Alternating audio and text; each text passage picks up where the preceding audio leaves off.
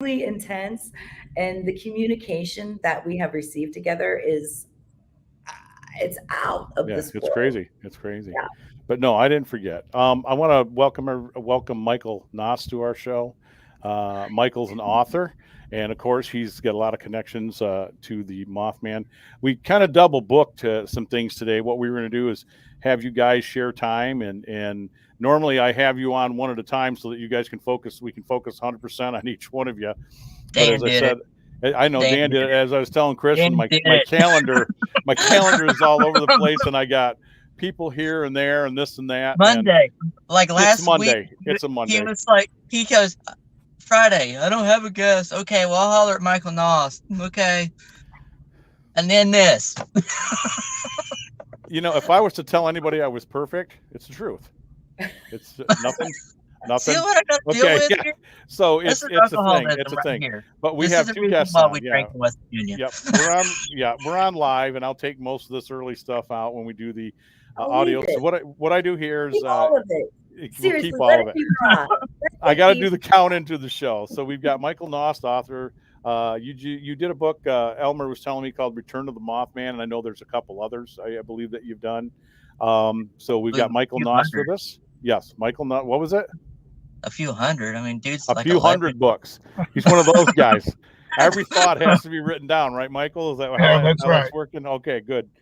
So we've got Michael Noss with us, and of course we got Kristen Lee with us. Kristen has the Bel Air House, which is very well known. It's been on several television programs. A lot of people have been there. I've not been there. I don't know what the hell's holding me up. I talked with her earlier about getting our group down there. We'll talk. We'll work this out. We're going to give you guys equal time to talk, and I'll throw questions at both of you. And I think I can pull this off. I'm one of these guys that I'm going to I, sit back, and if you I set could the do this world on thing. fire, I'm just going to like laugh I could until. do this thing. Oh, no worries. I got a long garden hose. Michael, I'll just come Anybody? down there to Logan, and we'll just have a couple brewskis, and we'll just watch the world burn together. All right. That's There will, it right there, brother. there will be no burning. There will be no burning. No, it's gonna be a simmer, and then it's gonna. Good Lord. All right, I want to welcome everybody. You are hearing us here live on the I Want to Believe show. I'm Dan Hallright of the Southern Michigan Paranormals and also the Midwest Parahistorical Society. With me, as always, my co-host Elmer the Boss Man Boster, down in West Virginia, but he's originally from Ohio, as he constantly reminds me. And it is what it is. We've got Michael Noss with us, author, uh, and gentlemen. Appreciate him being on with us tonight, and of course, beautiful Kristen Lee with the Bel Air House. And we are happy to have both of them with us. We're going to do a shared time interview thing here. I'm trying to kill two birds with one stone. Um, usually the Somebody bird is double book. yeah. Some usually the bird is stoned. These jokes Usually we don't can't get any get it. better, folks. Look. Usually we can't even get a freaking guest. Now we got two on at the same Yeah. freaking Welcome to time. Dan's Bad Comedy Hour. Everybody, welcome. But I would be replete if I don't mention that this program is exclusively sponsored by Henderson Castle, hendersoncastle.com. Do yourself a favor, go check them out on the interwebs there. It's a 1895 bed and breakfast here in Kalamazoo, Michigan. It is built and put together by the then and very, very late Frank Henderson of the Henderson Ames Company. Him and his wife built this beautiful mansion, looks like a castle, sits on a hill, across the street from a cemetery. What more could you ask for it to be connected to paranormal, right? Yours truly does the historic ghost dinner tours once a month. If you guys go on their event page, you can book yourself a stay. But thank you, Francois Moyer, for sponsoring this show he does every year and this network. He's just a great human being, and we had a great talk. Also, Gun Barrel Coffee. You see me wearing the hat. Those of you watching the video, if you do ever see this video, I'm wearing Gun Barrel Coffee. Go to gunbarrelcoffee.com. It is owned by veterans, roasted by veterans. All sales from anything sold in the store out of Batavia, Illinois, or online, they give $1 to all veteran administrations and organizations that are out there raising money for our men and women and whoever else you identify as in the military. It's a great thing. And last but not least, Ghostorama. Ghostorama coming August 20th, folks. August 20th to Hartford, Michigan. It's a paranormal meet and greet. This is something that I've been wanting to do for a long time. My good friend Danielle Garrison had put one together at the Hannah House and just outside Indianapolis. I've been going there for years. I think I've missed the last two. But we're doing the same thing here. We want groups to come on out, talk to one another. It's free to the public. It's we're going to have Frankenstein's monster there. He will be on the grounds. We'll have the Headless Horseman will also be in attendance. There's going to be Comic-Con, car show. The Mach 5 will be here. Speed Racer himself will be here with his Mach 5. And this is a real Mach 5. I mean, it's a real car. The car show will entail a Batmobile, also the Mystery Machine from Scooby-Doo, very licensed vehicle. And, of course, a ton of ectomobiles. My Great Lakes Ghostbuster Coalition will be here as well. There, take a breath. Now that I've said 100 million things, again, Michael, welcome to the program. Kristen, welcome to the show. Thank you for being here. Well, thank you very much. It's good to be here. I hope that my phone doesn't run out of battery, so I'm trying to dig around in the back here to find the cable for it. So if we see you this doing a must bunch be of West Virginia. This must be a West Virginian thing because I do the same thing. Don't feel bad. I'm in my Jeep right now, so. yeah, well, I'm in my truck. I'm glad you said that because if you start doing some weird contortion stuff, I'm thinking, we witnessing some sort of possession or something going on here? Be a first. It wouldn't be a first for the show, but if you see pea soup coming out, then we worry. Oh Lord. Yeah, that's the reason why I stick up this way. All right. Yeah, I'll stick up this way. You start doing that. All right. Yes, sir. It's either that or whenever the pony dogs earlier. Picked up, we'll throw you back in there. Okay. Right.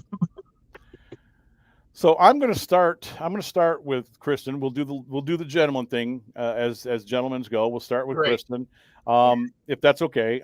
Kristen, welcome to the show. I've known Kristen. I haven't seen her in what? How long ago was that? 5 years? 6 years? More probably. But I'm like one of those silent stalkers. She's friends with me on Facebook. I watch her YouTube stuff, and she's been doing things here and there, and people have been coming and going from the Bel Air House. And the Bel Air House, wow, it's got quite the history. And I would, before we get into the things that you're doing, we'll have you introduce yourself, and we'll jump right into it. We'll have you tell folks about the Bel Air House, how this all came about, and we'll go from there. But Kristen, welcome. Thank you so much. Hi, Elmer, and hi, Michael. It's good to see your faces. This is so cool. It's like a paranormal party. It is. So, me, Kristen Lee, I'm home. I just came off the road from doing a couple of days of investigating in Indiana, and I love the Hannah House. I absolutely 100%. That is one of my favorite locations. The Geyer Opera House is one of my favorite locations in Indiana as well. I still haven't made it to the Monroe House, but I do plan to do that. It's on the bucket list. But I am a paranormal investigator. I work full time as a psychic medium to put food on the table for my family. And I have I have a good life. I can't complain about anything. Back in the day, I did not understand paranormal.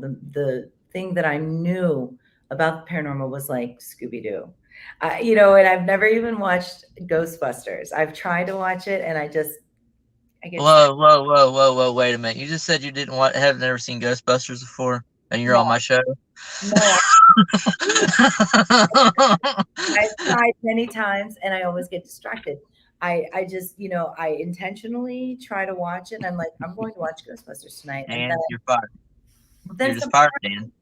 Yeah, it always happens. Like, I'm a mom, and I'm a grandmother, believe it or not. I have a granddaughter, and something happens in the family to where I'm so distracted or, or a team is checking in at the Bel Air House, or I'm in this mania phase writing another book. You know what I mean? Busy. I get it.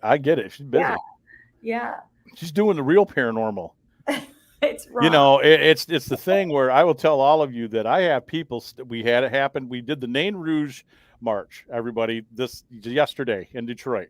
The Nain Rouge is this huge legend, big march. It's like Mardi Gras for Detroit. I mean, there's TNA everywhere, but everybody's focused on this devil, and I don't know. So the bottom line comes down to is that people come up to us in our ectos and our suits and our packs and everything and want to know if we really bust ghosts. Does this stuff really work? And then these are people who are voting, mind you. I just, I know woo! who they voted for. Yeah, I know and who I'm they just, voted yeah. for. So my answer, Kristen, and Michael, to these few folks, and I'm always kind and considerate. I am. I'm just like, well, it works for what I want it to do. Everything. Yes. Good Yes, Lord. Good Lord. absolutely. We'll get you there. We'll get you to where you can get to that point where you can watch it. I think you'll love all of them. I mean, if I would just have like 2 days by myself, I could probably finish the movie. You know, Right. 2 Right. days by Right. myself is like winning the lottery. You know what I mean? It is. It is. So I want to go back, like with you personally, and I know you've already said, talked about the Bel Air house. You personally, you were telling me some stuff, personal wise, that has been going on with you from, a very young age and whatnot. I guess what you can talk about and you're willing to talk about, share with us, what makes Kristen Lee, what is this gift that you have and these things that go on with you? You know, thank you so much for asking this question. I really appreciate it. Thank you so much. But it started at a very early age. I grew up on all of these acres of this beautiful land called Crabapple, and in my early 30s, I realized that it was Native American land. Mhm. I'm not Native American, but the land actually was, and I mean, it was so cool to grow up in Crabapple. We would ride four-wheelers, we'd strip down V-dubs and make dune buggies and go riding on the slate dumps. And, it was a good time. And, but the metaphysical, the spiritual part of it was even more intensified. I remember looking at the sky as a child, and I remember knowing that I wasn't alone, that there were higher beings that were with me. And I was Right. raised on that as well. My dad was Catholic, and our cousin, my second cousin, which would be his first cousin, which was his best friend, was Karl Borash, and he was a Catholic priest. So my dad's side of the family, I followed Catholicism, and it's always stuck with my heart, always. But my mom's side of the family was very, very spiritual, extremely spiritual. So it was kind of strange growing up, like on Sundays, and the Catholics would sit on one side of the table, and the spiritualists would sit on the other side of the table. So it's to me now as an adult, I think that it's the best of both worlds. I truly Right. do, because Right. it was a great time growing up. It really was. But I was very much in tune then, because of all of the different multicultural religions that were taught to me. Later in life, even when I was little, I had a quote unquote imaginary friend, right? And I've studied that. I have a master's of forensic psychology, so I've really studied hard about how our brain works. And there are imaginary friends in children. We do hear spirit. We can Right. physically hear disembodied voices. We can use paranormal equipment or our body to receive information from spirit. So, I mean, all of that, I know that they don't claim, meaning, society, educators, academics, they don't consider paranormal as a science, but it truly is. And I think that the thing about me is that I try to study human behavior based upon paranormal investigations. Mm-hmm. And being able to start there first, right? Just give us a piece of the pie. You know what I'm saying? Like, Right. give us Right. a small slither of the pie and let us expand upon it as a community, because it is science. And in the United States of America is the only place that doesn't consider this a science. I mean, Google it, research it. It's legit what I'm saying. And there have been. I mean, I study that part of it too. I won't go into that because I could talk to you for weeks about psychology and the plan to introduce the paranormal. But even if we look at like NASA and stuff like that, people did psychic studies and research and things like that. So I mean, we've made progress, and that's why I research a lot. I have a family that I love completely, 100%. I have a whole bunch of cats. and a Chihuahua, and I own the crazy Bel Air house. So the Bel Air house is, Have you ever been told that, as being a spiritual person that you are, I think I probably know the answer to this already, but I'm going to ask a question. Do you ever feel that you are sort of a white witch in a way? Do you have like a thing about you that, and I don't mean that in a bad way. I think a lot of people think that, anything that has anything to do with witchcraft is automatically, evil. It's terrible. I find it more of an earthy connection. It's a spiritual connection, and I find it more of an apothecary, as well as a metaphysical and mental thing. It's a whole bunch of things wrapped in one. Have you ever been told that you're kind of like a witch? I actually was a high priestess of a Stygian coven, an Oh, Italian coven based out of Salem, Mass. And we had chapters in Ohio, West Virginia, Pennsylvania, all the way up to Tennessee, and in different countries. But, the Bel Air house changed that for me. For yeah. years and years and years, I've always followed the old ways. And I But didn't mean to ask that to make you uncomfortable. no, not at I all. would imagine you probably still put a lot of what you learned there in a little bit of what you're still doing. Is that correct to assume that? Because as a Mason, I didn't think I would have any. I'd be putting things that I'm learning about mysticism and other things in Masonry that I am into my paranormal now, and I absolutely am. I don't shy away from that. Yeah, well, the Masons, they practice a lot of the same rituals that, old world. It's old world. It's old world, right? Absolutely. Yeah. Yeah, it's not a good or bad thing. It's just a thing. Right. Yeah. But in the Bel Air house, we were filming a show, and it was supposed to go on TV. And unfortunately, it didn't, because I pulled the plug on it. So there were contracts they forgot to have me sign, and it turned into Satanism. And that's not what I'm about. And I have friends that are Satanists. I have friends that are left-hand practitioners. I do. And I don't judge any religion, just not in the Bel Air house, because the Bel Air house is very, very different. Right. Oh, yeah. But the way it reacts to people. Yeah. Right. So then I said the prayer of deliverance, and I denounced the craft. Okay. That's the bottom I line. gotcha. Yeah. Mm. Yeah. I didn't mean to make you uncomfortable. I just kind of No, wanted to not throw at that all. in there. No, Because I think anything that any of us have either been attached to at one time or another, if we're still involved, as I said, it makes us who we are. And you can see that in our work, and you can see why we do certain things, and then why we move away from other things, because we know we've already learned those lessons, and we don't want that connected to us any longer. But Yeah.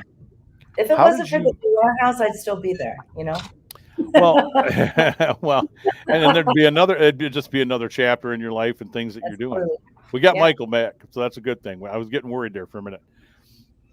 So I mean, how?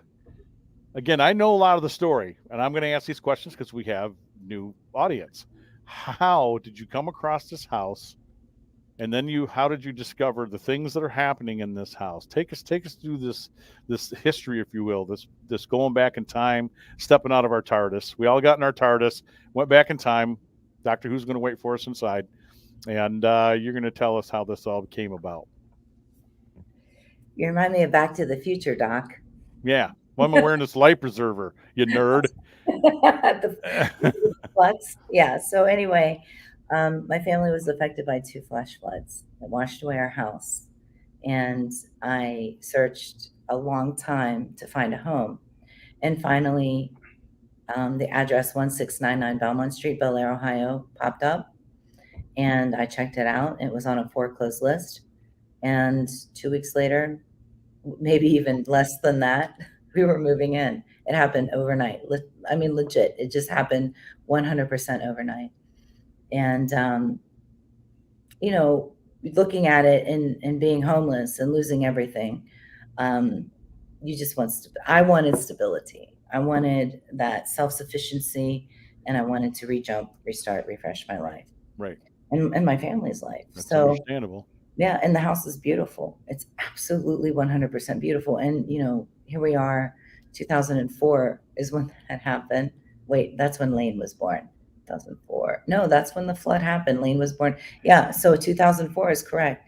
That's when it happened. So all of these years later, what is that, 17 years later, maybe? You're asking a guy to do math? Come on, numbers, math. I Come see. on, we Look at eyeball me. everything. Yeah, we eyeball everything. We don't need to measure things. Right. Yeah. Okay. And that's what gets us in trouble, kids. Exactly. Yeah. The eyeballs. That's what gets us in trouble. Anyway, somebody will calculate it. Right. So it's been a long time, is what you were saying. Yes. Yeah, but you know what? At that point, at this point in my life, it's been a long ride. But Right. you know, it's still the beginning of the ride because so many new doorways have opened up because of the Belair House. And you know, I did leave I left the world of counseling and psychology and all of that. I left that, and I'm 100% paranormal and metaphysical. I have been blessed. I really have been blessed to be in this position right now, and I am so thankful to be here, and all the people that like and share and support us and come and become our friends and become part of our family. I have so much gratitude. I really do. The Blair House has taught me a lot of hard lessons. Okay. All right. Like a lot of hard lessons, but the gratitude that I've been able to see through all of the darkness is completely amazing. Right. Yeah. And knowing you just for the short time that I got to talk with you, again, granted there were drinks shared. Okay, I'm going to be transparent. There was drinking involved. There's always drinking involved. Yes. Let alone the photographs that were shared, that were taken later. I looked at those. And Whoa! like, oh, yeah. You could. Oh no, nothing like that. But you Let's can tell What we're all. we got here, kids? Come on, Prego. No. We What I just mean took this is, show a whole different way. All right, okay. No, hear me out. What I meant, folks, was Was that there pirates? you could tell we had drinks and everybody was happy. Let's just put it that way. Dan, there's pirates. There's the pirates there? The pirates were not there. No, Okay. I was not traveling with the pirates. I was there with Deb Para, my VP of my group, and I believe Deb Bresnahan, Little Debbie, America's favorite snack cake. So that's what we call her. So, and not for bad reasons. Not for bad reasons, because Deb Para is tall and Deb is short. You have took I Want to Believe Radio right to the gutter. I mean, I'm sorry, Michael. I'm sorry. Like, hang with us, buddy. It's one of these folks. Listen, don't listen to Elmer. Listen, your new nickname's gonna be Boeing. Okay, listen to me. I did not come up with that nickname. Deb Para and Deb Bresnahan did. I just repeat what I hear. I don't write these things. Listen, It's like you like want the the Abraham kids to Lincoln repeat joke. whatever that you heard. Is that what you tell them? Correct. It's like the Abraham Lincoln joke. Oh, God. So you know why Abe never played football, right? Because he couldn't take a shot to the head. Send the hate mail to Mike McKelly, 1077 yeah, you can send this to WK. Dan Holleroyd at KR. So back to what I was saying. So yeah, what about the pictures? Well, no, we're just everybody's doing all this stuff, and you're hanging on my car, and somebody was wearing a skirt that might be in this room right now. I'm not going to mention any names. Dan, it's Dan. He's wearing a skirt right now. It wasn't me. It wasn't me. It wasn't me. I can tell you that. But where I was going with this, sorry, folks, this show is very open. We just we go left turns all the time. Getting to know you a little bit that I did, and we talked about stuff. And I know at that time when I met you, you were worried about some of the things that were happening there, because some of the stuff, I won't say that's over the top violent, but it was doing things that you weren't quite. That's the word I want to look for. I don't think that understand. Yeah, that I don't think that you were quite. Well, you weren't expecting. I mean, you expected stuff, but I think this was a little beyond what was going on, because I remember you getting quite emotional at one point, saying, "I just don't know what to do." I try to spend the night here, and it's pulling our hair, and there's things happening, and I'm sitting back like, "Wow," some people like, "Wow." So, I mean, progressively, does that kind of stuff still take place, or did it kind of even over time, and they, whoever's there had to get used to people coming and going, and they kind of know what's happening? Well, we were able to tame it, okay? And then, like I said, the show that I did, the producer and cast member did some things that they shouldn't have done. And it's very difficult right now to be able to balance that. Yeah. Currently, there's a bat in the attic. I saw that footage. And Yeah. I cannot go in the house until somebody releases that bat. And Right. I am to the point right now, and I don't care if somebody goes in there with a BB gun. I need to get in the house, and I know that's horrible to even say or think. Yeah.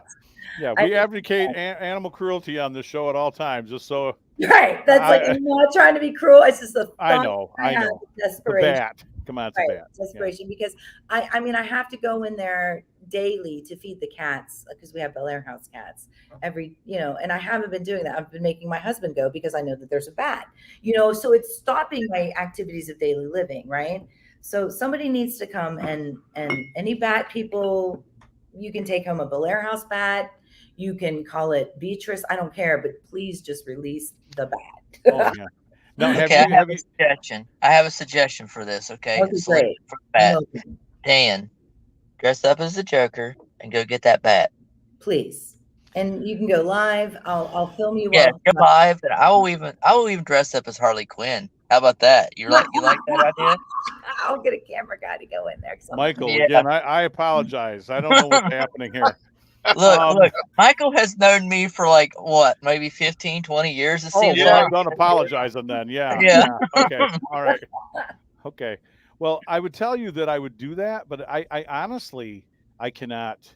You're Batman. I was Batman. I have. How'd you fit in that?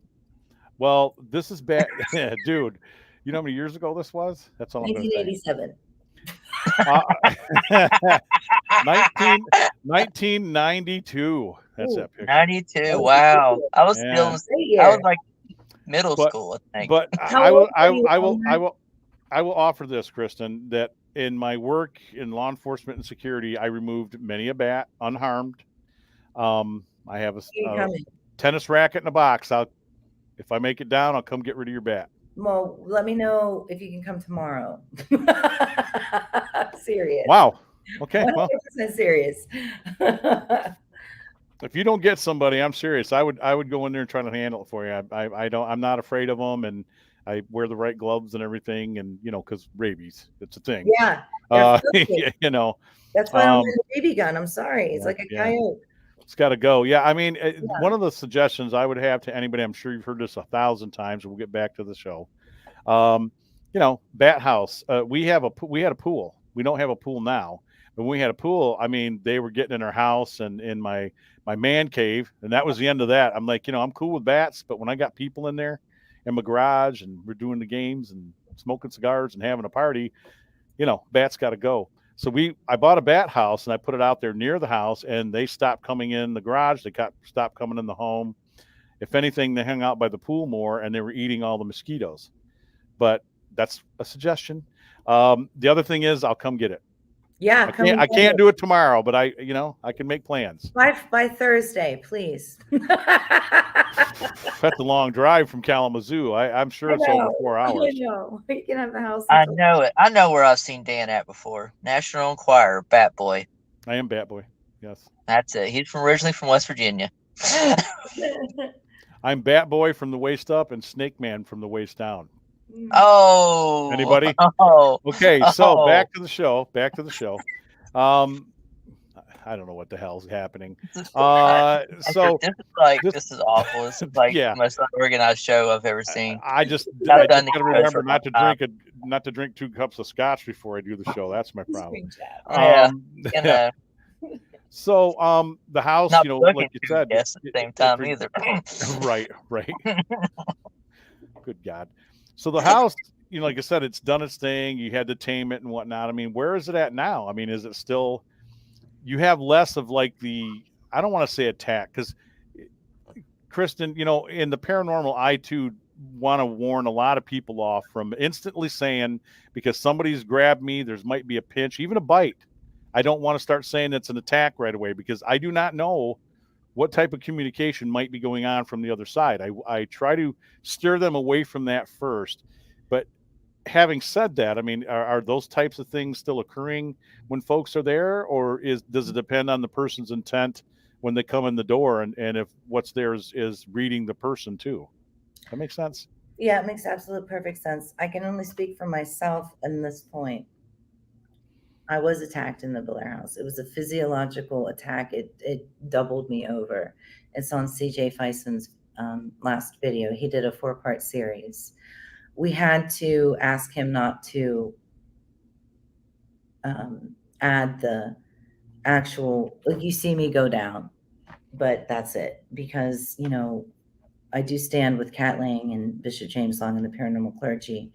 And we just, you never preview something like that. You never add something like that. So he was very respectful, and he didn't showcase that. Right. So Right. he's a very, very dear friend now. I mean, I can trust him 100%. And I think anybody else can. So I want to speak on behalf of that. He's legit. But it did happen, and it took me about 3 weeks to come back from that. Yeah. So the intent, yes, absolutely 100%. It definitely does prey on people's intentions, 100%. But Right. you have to remember, right before I went into that session with him, I was in an apartment in Gula's, which is a restaurant, and there's apartments above them. And there was a man that lay dead. It's the truth. It's a fact. For days. And I was asked to come in to investigate, to talk to him, to try to cross him over. And that will be on a part of My Haunted Village, which is my new YouTube series, later, not right away, but later. You know, and then I went into the Belair house. So I didn't cleanse myself on the in-between. And people were like, well, you can't cleanse yourself. It doesn't work. But it does. Yeah. And you cannot get sloppy. So the intent going in, people's intentions, their metaphysical energy that we have, it does affect the Belair house. It does affect them. If they have negative intentions, they're probably going to end up becoming a skeptic or having something. It's unpredictable. It truly is. It's completely unpredictable. Psychics, empaths, people that can claim that they're very intuitive, they are affected more the longer that they stay. If they stay overnight, it should be okay. They might need 5 or 6 days to recoup after they leave. People that stay the weekend, I've seen teams break up and never talk to each other again. I mean, it does conquer, it does divide. Does it pinpoint? Absolutely, 100%. You know, CJ is a retired NASCAR driver. So, and I understand that, you know, I get that. My dad was a motorhead too. So, you know, him going in and understanding don't provoke on episode 1, 2, and 3, but by the 4th episode, he was provoking a little too much. And he knows not to do that in the Belair house. He understands that 100%, but it did affect us. And, I think it changed us again. I really do. Like, as human beings, the 4, 5. Well, Sunny was there too. Sunny Deeds was there. So the 5 of us again were writing a new chapter of our lives from different belief systems at this point. Right. And this house is one of those, you know, being that you've been recording it long enough that it's when people ask me about a haunting, that's what I say is a haunting. You know, when it's doing that kind of stuff.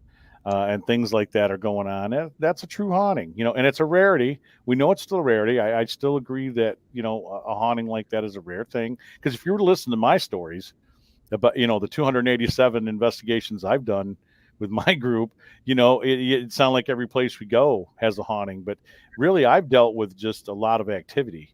I've gone into places where, you know, 5 places where they were using the D word. You know, the dreaded D word is thrown around instantly. And I've had nothing chase me out, but I've encountered some very bad people and I maybe some bad energies, you know, because I don't think everything we deal with in this paranormal thing is entirely a leftover thing from being human. And that can go off into a whole nother show, but I can't prove it. I'm just telling you that I think I've experienced it once. And hearing what you're saying, you know, like I said, there's more power attributed to a lot of this stuff than maybe we give it credit. But I would also resound in my experience, 99.9% of what I've dealt with has been more of a beautiful experience with paranormal than it has been a frightening and a horrific thing. I know that stuff goes on, but When I hear stories from the Bel Air house, from certain groups and different things, again, I ask myself, how are they as a group? How are they as individuals? Intent is everything for me. Positivity is everything. If you're going in there with a pure heart and you want to communicate and you're wanting to talk and get some answers and find some things out, then you're probably doing okay. But if you're going in there and you're doing this ghost chase thing and you're doing the Zach Bagans thing, and again, I'm not out here to throw disparages at Zach, because I met him a few years ago before they went big. And the thing of it is, like, that's not my style. I don't think that's what people should be doing. I think Kristen is speaking a lot of truth right there, that don't go in and start harassing whatever might be there, and think you're going to get all this cool response and all this great stuff. And in a minute, your hair's being pulled and you're tossed down the stairs. It's like beer on a vibrating bed. What did you think was going to happen? Good I hate to use an analogy, but it's the same thing, right? You put beer on a vibrating bed. What did you think was going to happen next? Hence a big wet spot. Into it. Right. Well, you sleep in that, but that's size point. Yeah, that could be a different thing. But I mean, it's she's speaking volumes of truth, and I've yet to experience the place, and I'm sensitive. I'm open to this stuff, and I'm prepared to go in. But I know I'm strong of will, and I've always said, being a believer in a higher power, God, and spiritual. And I don't call myself Christian or super Christian or anything. I'm a spiritual guy. I'm a spiritual dude. And going in there with that power and saying my protection prayer for myself, I feel I'm good. And I'd love to have at another show that we talk about some dreams that are attached to that. But I get what you're saying. I think if people go in there and they don't listen to your rules and the things you're telling them, you kind of get what you ask for. I'm only telling, I'm not suggesting anything. I don't say, last night, they made communication with Alex and he was pissed off because you were asking him why he was in a lunatic asylum. I don't tell teams that, but, I do say things that are very protective for them, because I don't want anybody to have to go through a hardship if it can be prevented. So, Yeah, I get what you're saying. I do. I've heard of that before too, and Mike, if you feel anything, chime in, please. Because I don't know if you've dealt with like the paranormal stuff or just the Mothman thing, but I've heard other people, have experiences with paranormal. Then, like you said, they break up or things go left. And then I caution you, being a person who worked in psychology and that kind of thing. I had to understand a little bit of that, because that's part of, I took classes, and attachment to try to become a law enforcement officer. We had to take basic psychology, we had to take government, all this bullshit. So where I'm going with this is that I often tell people too, it's like, well, before you start blaming whatever is happening there, when you went to this place, it was haunted, you guys were acting a fool, and now shit in your life's going left. Instead of blaming that, can I sit down with you first and ask you a few questions and say, listen, are you listening to your life decisions and things that you've done and things that are going on in the background? If you got a bunch of social issues going on at home, I don't necessarily think that was, you know what I mean? I don't necessarily think it was followed over from your ghostly experience, but here's where I'm with Kristen on this. I have worked 2 private cases, and I'm in the middle of one right now, which has got me kind of in a quandary. That something, and they're nice guys. Both people are nice. One was suffering from cancer. He's in remission. He's good. But both of them were haunted after they had experiences in a place that was haunted, and some things didn't go right.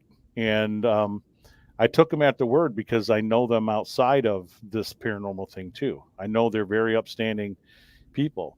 And I had wondered, has something truly followed them home? Is something truly screwing with them? And I would have to say, as Kristen said, that she's not exactly telling you this, but I'm with you on this, Kristen. I think that something went left, and they didn't know how to deal with it, and they didn't know how to combat it. And here I am. I'm called in as this guy that I don't do any removal. Right. I don't do any of that stuff. I'm there just to prove you got activity happening. And then, unfortunately, Rob Conover passed away, but I have other people that I know that, I like you, I can call these people and come out here and talk to these folks, but I don't know where the hell I was going with all this. Again, my mind wanders. What about attachments? I'm getting It's old. that old age kicking in. That's what it is. I know. I hit 59. It was all downhill from Holy there. cow, you don't look 59. I just turned 59. Yes, ma'am. You look 59. I hate to I tell know. you this. Thanks, Elmer. Oh, Elmer, he looks 35. But yeah, so I mean, you've seen this thing affect people in a negative way, and I definitely believe that's a possibility. And I will tell you, Kristen, too, that I used to. There was a day when I got into this. I've had things happen on my life, but I got into this, and early stages was I just wasn't buying the touching. I wasn't buying the people being thrown around. I would. Am I making sense? I was that guy. I was like, come on, man. I can believe a lot of things, but come on, right? Right. And then I was at a school doing an investigation and called East Hall at Western Michigan University, and something grabbed my damn coat and about yanked my camera out of my hand. And you ain't seen a guy that's 6'2", 200 plus pounds back out of a room any quicker than I would have moving out of that room. And I was haunted by that experience. And I've since been touched on my head. I've not had slaps, but I think I had kind of like a bite and different things. But do things like that, like you said, I already asked you that. I ask it twice because I want to cover all the bases. Do things like that still occur? Are there? Yeah. Yeah. So people got to be careful when they come to your house. They really do. They truly do. But remember, too, there's Lyde and Edwin and Alex is kind of irritated right now. So I wouldn't try to communicate with him and just let him be. But Lyde is very healing. Eliza is very healing. Edwin just wants to talk. Yeah. He wants to talk, and he is the seer of the house. And if you sit down with him at the table, leave a chair open for him that's respectful, and he will talk. Now, before we take our break, we're going to take our first break because we got 2 guests on tonight, everybody, and she's going to have her turn here to talk about this beautiful place, and then Michael's going to talk about his stuff because I'm interested in Mothman too. The question would be, where are all these people from? What are they? Did they all have bad things that happened to them in this house? And where are they all from? Is there a portal there? What the hell's going on? Currently, there's 17 portals. I don't know if all of them are open, but they all are associated with the house. They all lived inside of the house. Oh boy. Mm-hmm. So, I mean, you have underground water, wells? What's going on? The house that's on top of coal mine portal number 1, it did catch fire. And it was, we found a section of a newspaper that Jacob Hetherington was rumored to spend $8,500 in the 1850s to put it out. So we know what happened. We just don't know how much he really spent because it's the gossip section, right, of a newspaper. Yeah. Then we have the Shawnee and Iroquois ceremonial grounds in the backyard, on the hills. There's also Underground Railroad, and the ley lines shoot straight up through the seance room to my old bedroom, which is now the altar room, to the attic. The Ohio River, the house, there's, I'm sure I'm missing other things. Well, geez, I mean, what else? That's quite a lot. And I was just getting ready to say to Elmer, there's a Ghostbuster line in there that you could use. Was like, your girlfriend lives in Spook Central.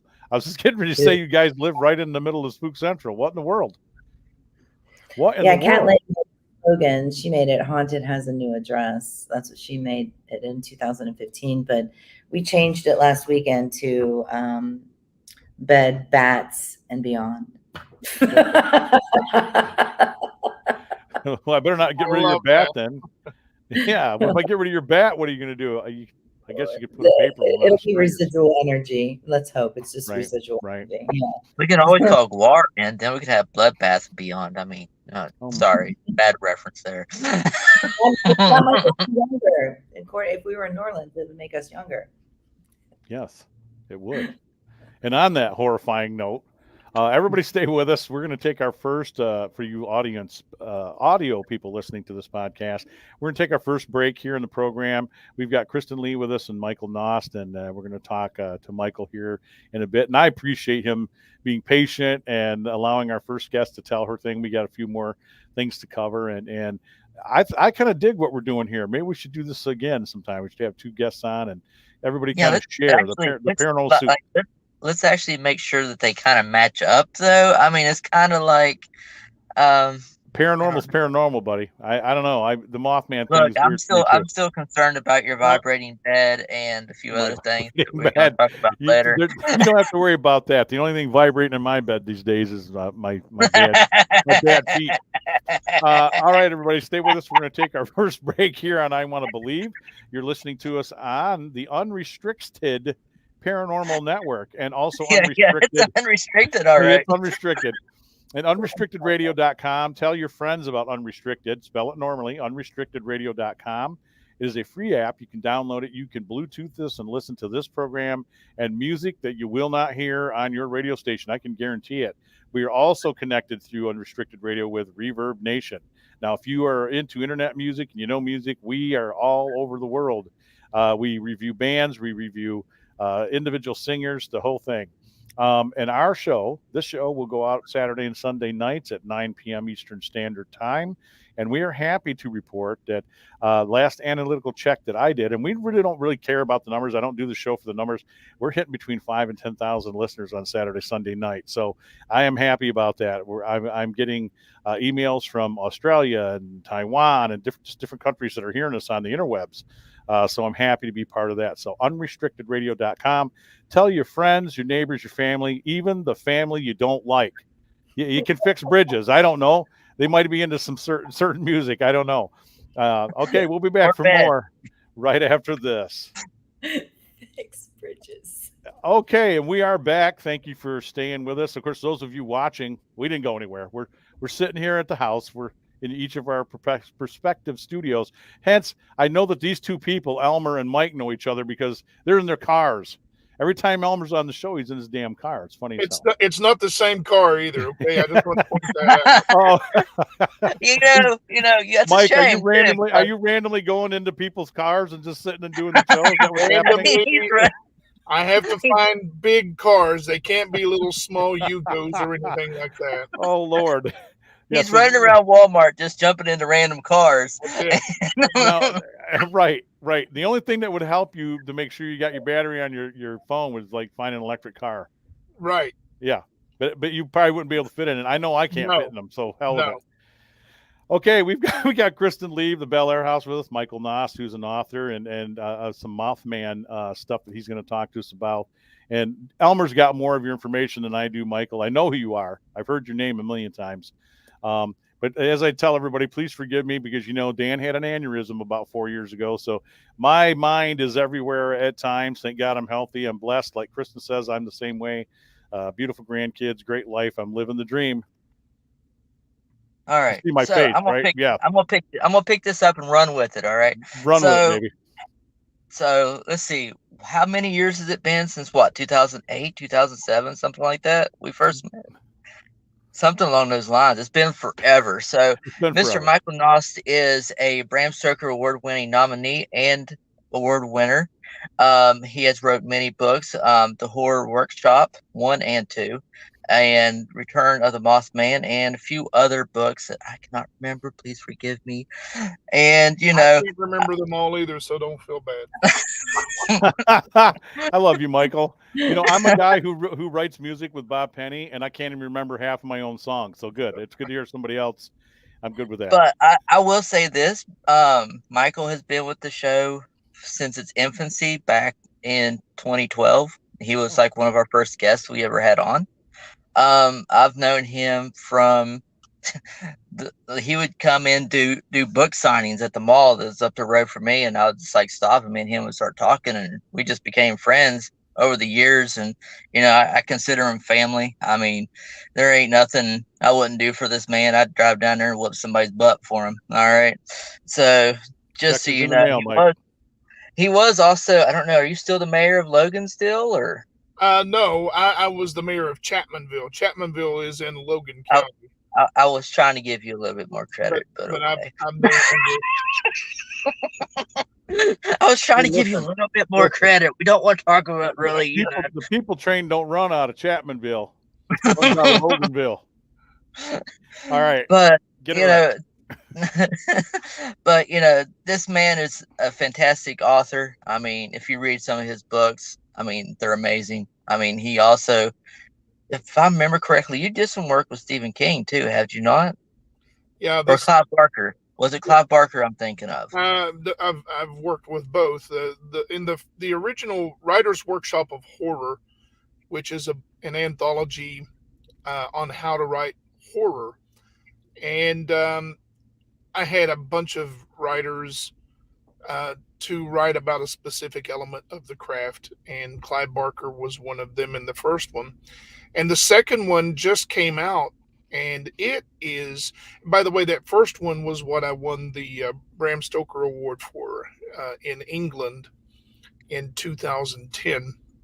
And the new one that I'm doing right now, well, it's already done, Writers Workshop of Horror 2, does have Stephen King. It has Anne Rice. It has R.L. Stein, Joe Lansdale. There's a bunch of just, so many great writers. I've worked with Neil Gaiman in the Writers Workshop of Science Fiction and Fantasy. So, yeah, I've got to work with a lot of pretty big names, and Ramsey Campbell, who I think is, in my opinion, the greatest living horror writer today, who's from England. So I've had some great success with meeting some friends and getting to work with some legends. Now, has it came out yet? I don't think it has came out yet, but if the new movie, the Return of the Mothman movie, when is that supposed to come out? I don't know when it's going to be coming out, but they are still currently in the process of filming that. They took a little break because of COVID, but they're back into it right now. The funny thing about that is it's not and Elmer, you know this, my real name is Mike Collins, Collins. Aha. Nost is a pen name, and I chose it because Nost starts with a K, puts me on the bookshelves between Stephen King and Dean Koontz. It's all about the marketing aspect.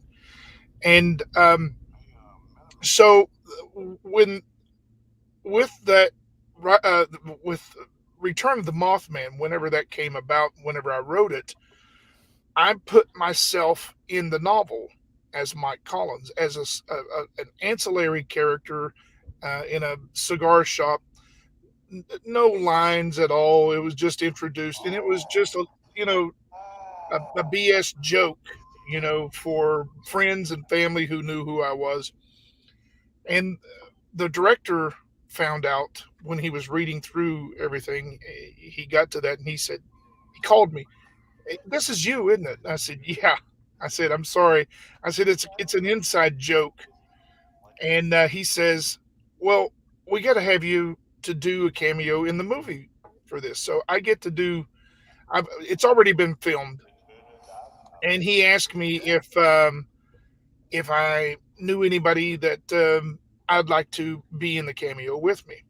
So I have I've become friends with Butch Patrick, who played Eddie Munster, Eddie Munster, from yeah. the Munsters, I know Butch. Yeah. and he and I we've done a number of book signings together, and he'll call out of the blue just to bullshit, and stuff, and really nice guy. So I called him and asked him if he would be interested in doing it. So Butch Patrick is doing the cameo with me in the movie, and he gets a speaking part and I don't. So there, he's a bona fide star, though. He gets to do that. Oh, but you are a bona fide star. I mean, come on. Well, You're the only West Virginia author that I know of that I will actually admit to knowing. So, and also now, John you also Russo, you remember John Russo, who he wrote the screenplay for the original Night of the Living Dead. Oh yeah. Yeah. He was also in the movie, but it was many, many, many, many years ago. And John is from Pittsburgh area, but he went to WVU, and we did a book signing as well. So I get to know him, and he plays the doctor in the movie as well. So John Russo is going to be in this in this film as well. So I've got to work with people that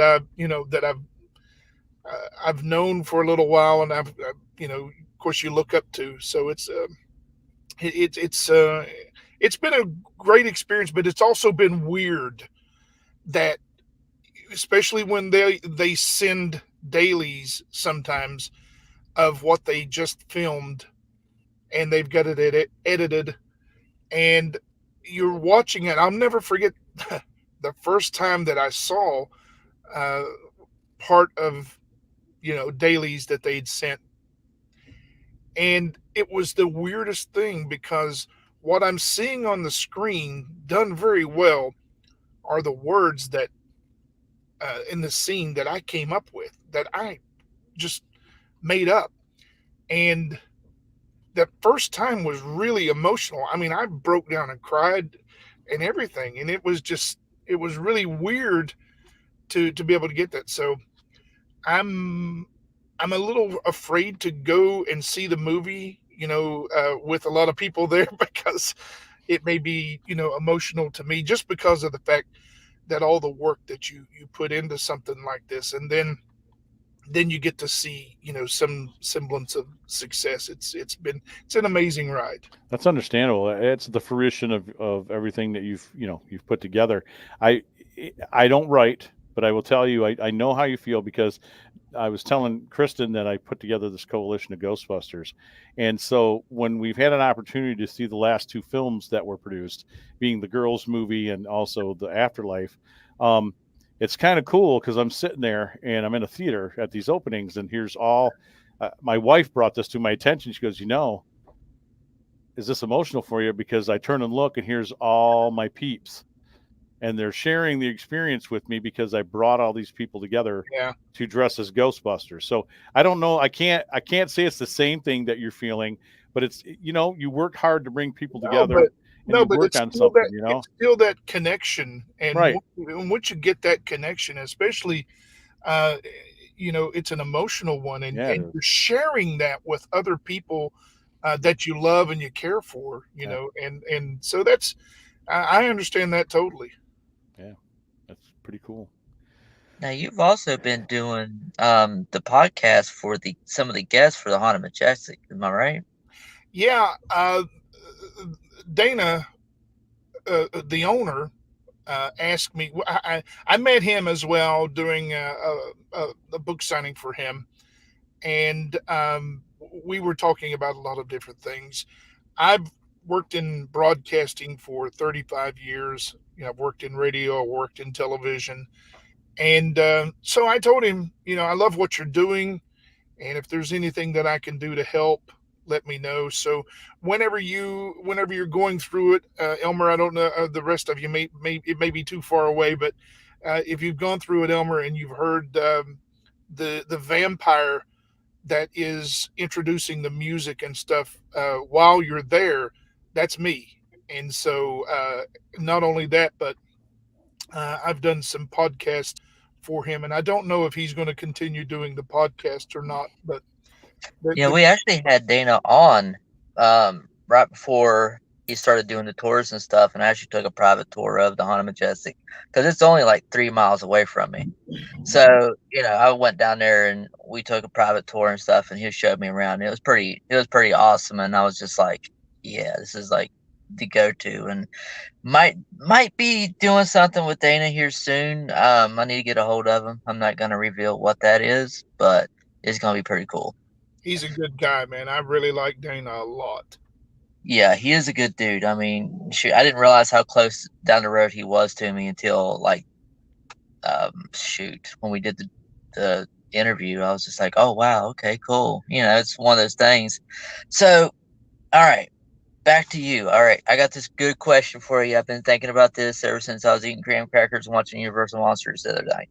All right, what scares Michael?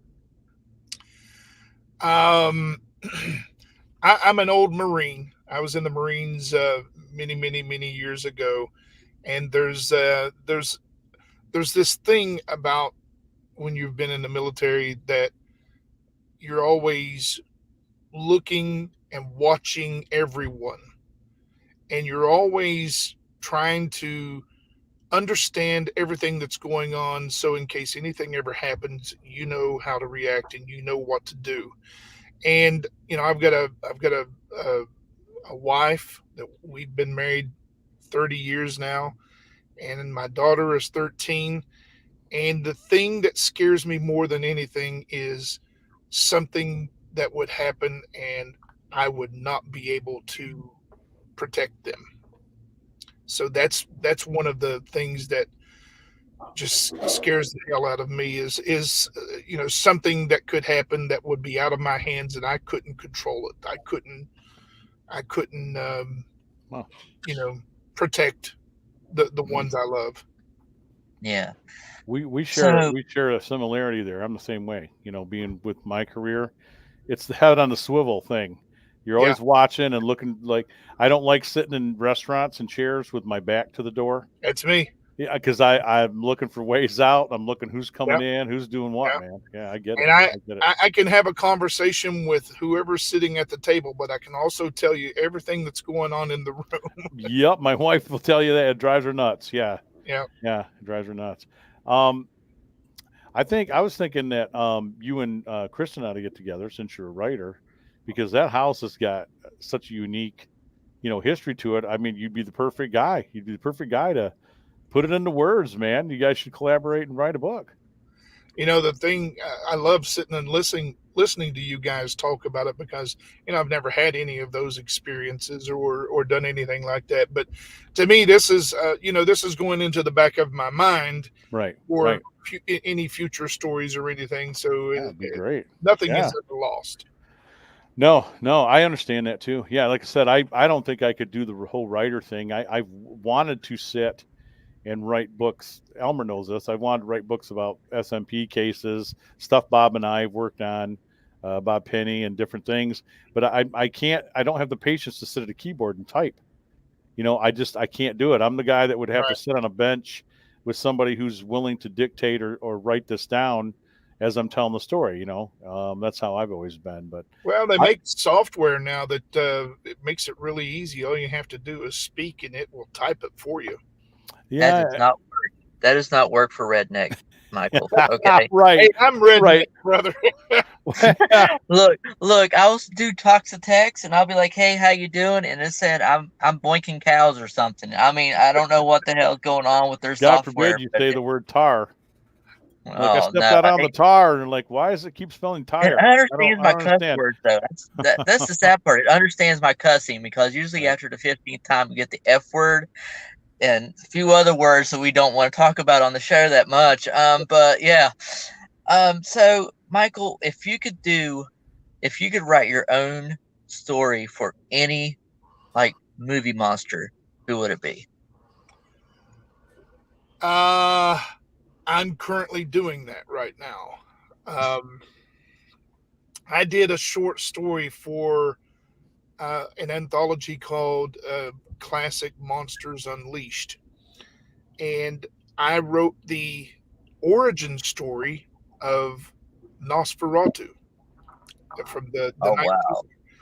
what was it, There she is. I was getting worried. 1922 movie. Yep, So- 1922. So I did the it's the origin story, but it's a short story, and that's already published now. But the more and more that I was looking into it, the more and more that I knew that this was going to be a much longer work. So I've taken that short story, and now I'm going even much further with it. But it's about Count Orlok when he was young and how it all began. And if you remember in the movie, the cool thing on this is if you remember in the movie, they say that he was the son of Belial.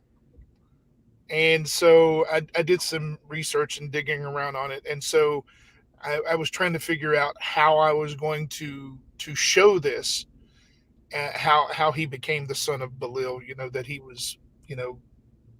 And so when it got to the point that Belial shows up, he comes flying in, and I don't say anything or the words or anything, but the description of Belial is the Mothman. So now I've never said this to anyone before. So if you read the story, you'll get it anyway. But that's and if you've read the Return of the Mothman, you'll get that as well, because the Mothman feasts on the pain and suffering of people. It's not that he hurts them. He's there, like the bridge in West Virginia, the Silver Bridge that collapsed, and all those people passed away. But the people who were left behind and suffered and grieved, that's what he feasted on. So what you're saying is you modeled that after my ex-wife. No, Actually, I shouldn't say those kind of jokes. So let me get this straight. You were married to my mother-in-law? Yeah, we won't go there. How's That's a this whole going other- to work? On the That could next be year, paranormal and horrific in itself. Those stories, yeah, for sure. So, Michael, did you hear what I said earlier, Kristen? I said he should get with you and write a book about the Bel Air house. Well, you have to come and experience it first. Yeah, You have to stay. maybe you'll have an experience, Michael. You'll finally have something happen. You have to feel out the I'm a energy. big scaredy cat. You'd have to protect me, Kristen. So I'll do my best. I think she could. I think she could. I can't So- stay in the Blair house overnight. There's no way. So, Michael, did you actually consider like shaping your Mothman after the Whitechapel vampire? Am I gathering that right? Do you know that legend? yeah, but no. The whole thing that I did was the Mothman was even before I did the whole thing with saying that the Mothman had been around even during the time with Nosferatu and so forth. But I never even thought of that whenever I was doing what I was doing, as far as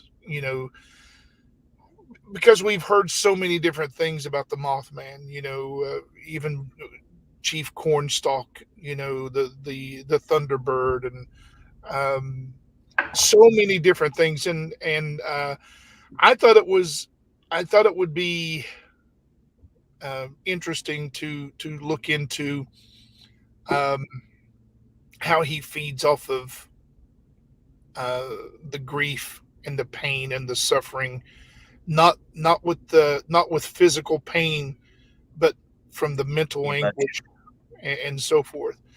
And that is still a vampire kind A of psychic vampire, Yes. basically. Yeah. Mhm. So, I gotta Man, ask. like- I gotta ask Kristen what she's thinking while she's handling her crystal, because as you were talking, I don't know what was going on. She picked it up and she started rubbing it, and I got the worst, not a dizzy spell, but some weird shit went on with my head. So that's not normal. no, I didn't want to interrupt Michael because I'm listening to what he's saying, but she started doing this thing, and I'm watching Michael, and it's like, I don't know. Just keep talking, keep going. I didn't mean to interrupt. It just got weird for me. I wondered what was going on in her You mind. sit over there and be quiet. Because I was reading it off of her, and it just kind of messed with Kristen, my head. for a whatever minute. your answer is, please don't say I'm haunted or anything like that. Okay. No, I don't think you're haunted at all. You struck a few chords. You did. I really enjoy listening to you, first and foremost. But as I was looking at you, I just saw like a great big, like, it's like this around you. It's a half it's like a crescent, but it's all gold. It's completely gold. So the aura behind you is amazing. But when you were saying feeding off of emotional and psychological from a human being and residual energy from crisis that and death that has happened, that took me back to the Blair house, and that's Emily Davis. That's how she feeds off of people in the house. She doesn't and I mean that I've gone so far in with her that you have to back out. and that's what you're talking about. Like, and it is vampiric. It is psychic vampirism, 100%. But the other component to that is too that it is spiritual. It isn't. I mean, because there's physical human beings that are psychic vampires, 100%, 100%. Oh yeah. But there is also that Pirate hookers. Yeah. Yeah. Elmer gets that. That's an inside joke. I'm sorry. No, you're right. You're right. I had, I want to say this about a person. I don't want to name her name, Kristen. And I didn't mean to get off track here, Michael, because maybe it was something off Mike that I got too, because I was looking, I can see everybody this close to like my damn face because I got you on the full screen. But I don't know how to put this in words, and it hasn't happened in a while. So I'm watching Mike, and I see you move up above. So you're right above Michael on my view screen. So I saw Crystal. She grabbed her necklace, and I saw it was a crystal of some sort. And she started to rub it. And then she got a real deep, intent look, like, when she was looking at you. And about that time, it was almost like you could see a sound wave. I guess I can describe it like that. Yeah. And then there was this thing that hit my eyes, and I get weird with my head when I'm picking up on stuff, and it's very rare I do this on the show, so I'm not trying to sell anything or get weird here. I felt this thing, and then I thought it was something to do from you, like you were putting up some sort of protection, or you were thinking about something. And then, I gotta shut up. So I don't know. It just threw me for a second, and I thought, is she throwing a block out to me that I don't read her, or I don't know how to. It just threw me off, Mike. It threw me off. I don't mean to scare you, man. No, it's okay. And she sees it, and I get what she's saying. I get what you're saying, Kristen. I don't see what she sees, but I feel it. I know what you two are picking up. Michael is one of those type of people, like, he will take the shirt right off his back for you. He is probably one of the sweetest, kindest people I know. Like this man right here, I'm telling you right now, if he would call me in the middle of the night, I would drive 2 hours down there to go to his house. All right. Appreciate that. So that's the kind of person Michael is. That's what you guys are picking up. Is just whatever Kristen's throwing awesome. Out.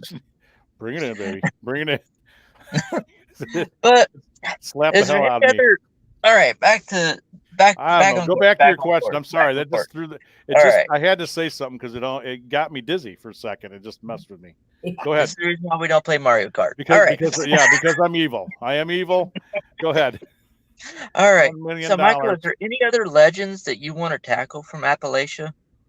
I mean, there's like so many. I mean, there's Flatwoods monsters. You got obviously the one in Lincoln County that most people don't talk about is the Lincoln County Vampire.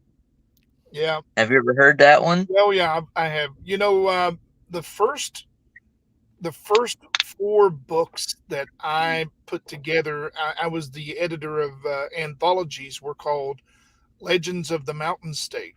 And I don't know if you've read any of those, but what we did was, Gary Braunbeck is in these, and so many other great writers. And basically I assigned legends, of all of these different things that happened in West Virginia that we've known, and asked them to write a story about. Now they're fictional stories, but they're based on those legends and those creatures and those ghosts and so forth. And so in that sense, I've got to work with so many of those legends. Probably could have kept going too, because there's so many, in West Virginia that we grew up on.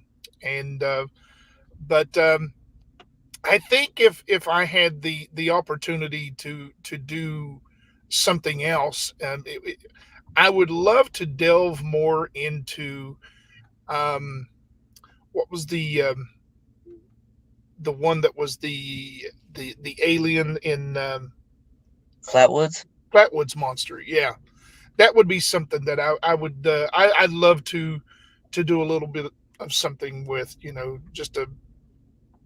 just for fun. All right, you just hear me out. I want to see what your take on this is. All right, I want to see you write a story about the Blue People. The Blue People of Kentucky. That is Yes. so weird, man. That is so weird. Yeah. I Well, would love to apparently- see your take on that. Apparently, a lot of that was, if I'm not mistaken, they were inbred, and Yep. and so I think that I don't know if that had something to do with it as much, but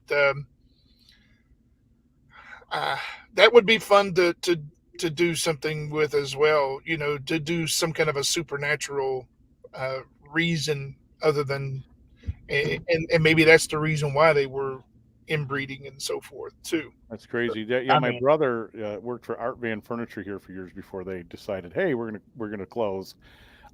He delivered to a guy who's one of the blue people who moved here from Kentucky, and my brother, who doesn't believe in anything, called me up immediately from his truck after he delivered this guy's sofa, and he's like, "Dude, I'm telling you right now, Smurf people are real." And I'm like, "What?" I thought he was drinking on the job or something. I'm like, what are you talking about? And he said he went to take the sofa to the door, and this short guy is about 5'5". My brother's about 6 foot, and he said, "Yeah, this guy came to the door, and he is blue. And he's got a white beard, and he's blue. It's like Papa Smurf." And I'm like, "Yeah, whatever, dude." I thought he was lying to me, but obviously he wasn't. So, No, I'll tell you the story that I ran into. I was down in uh-oh. on the edge of West Virginia and Kentucky, down around Williamson, and I was working, and I was in the middle of nowhere. Like, I mean, just literally nowhere. We're working on power lines, and I'm standing here with the stop and slow pad on my hand, waiting for somebody to kill me. And so, lo and behold, this guy comes out of the woods, and he is blue. And I'm like, I'm sitting here thinking, great, we don't carry guns in the trucks. And I'm like, I'm gonna have to decapitate this dude with this, stop and slow paddle. He looked at me, nodded, and walked off. And I said, "Thank you, Jesus. I believe in blue people now."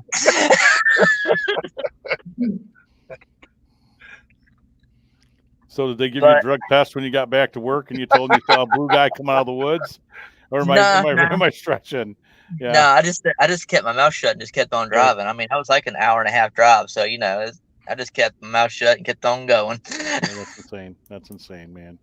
I see, Kristen, you shake your head a lot. I mean, have you heard a lot of these stories and a lot of the stuff that Michael's talking about too? I mean, Ohio, Pennsylvania area, Yeah, I've heard all of them.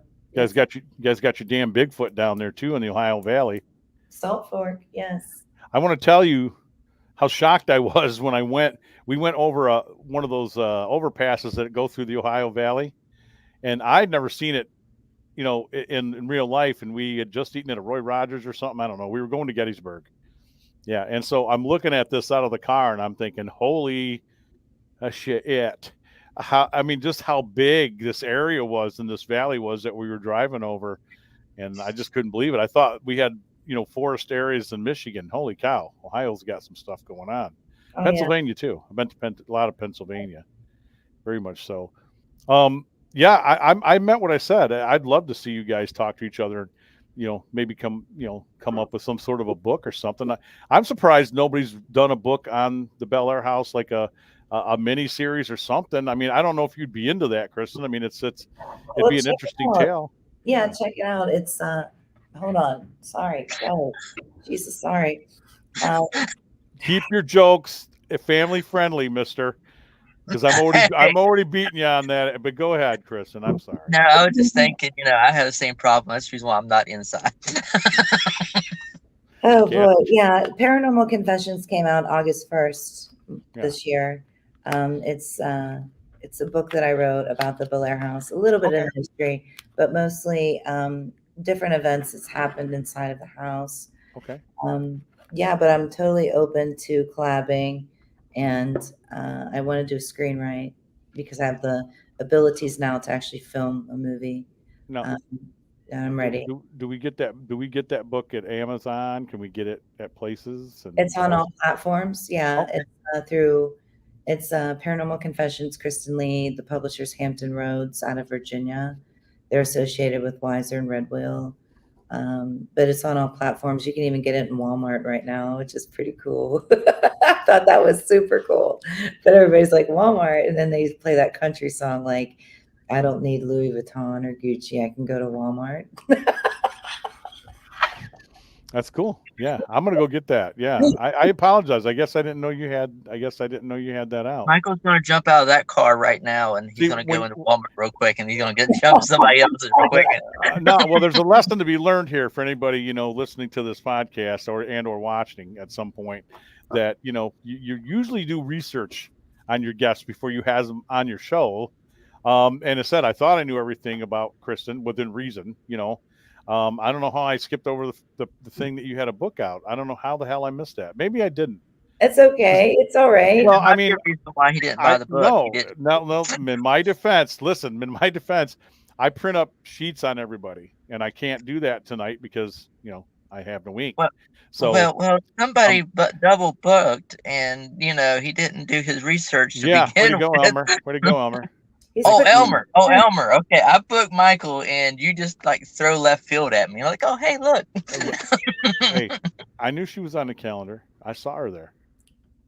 Oh yeah, after the fact. It wasn't After the fact, you're doing it. It was we- not yeah, after the it- fact. I remembered exactly what he's trying to get me in trouble. Is what he's trying to do here. Well, I can So- tell you this, and personally, I'm glad that you guys screwed it up, because this has been one of the best interviews, because I have to do a lot of them all the time, and this one has been really more refreshing than anything that I've ever done, and getting to hear sides of stuff that I don't normally deal with, but I do deal with in fiction. Mhm. So, and the thing is, when I'm doing fiction, I want it to be real. I want it to be right. Right. And so getting to hear folks like you all that are, the professionals in those areas, it's really good for me. So I'm thankful that you guys had me and Kristen on both at the same time. She makes me look good, so that's always a good thing. She makes everybody look good. Come on.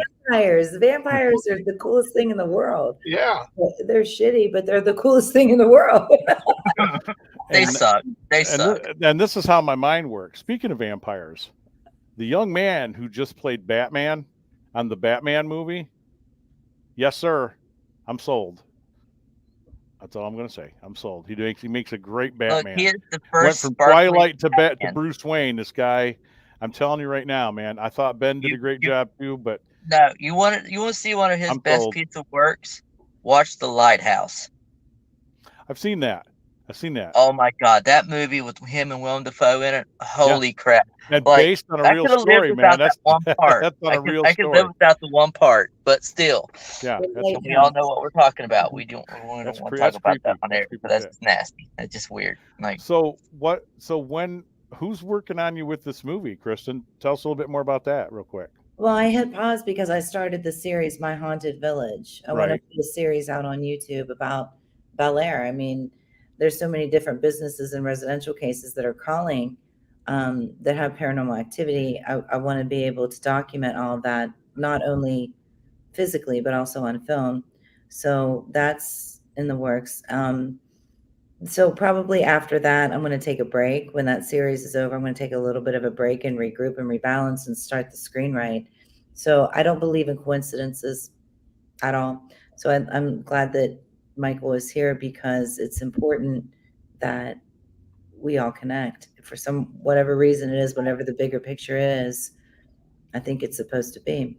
It's a good because you're saying that, I was just going to say something to you, but then I'm kind of serious too. It's like, do you want some guest investigators to come down and be part Absolutely. of the show? Yeah, I can always go in. Yeah, for Right. sure. Absolutely.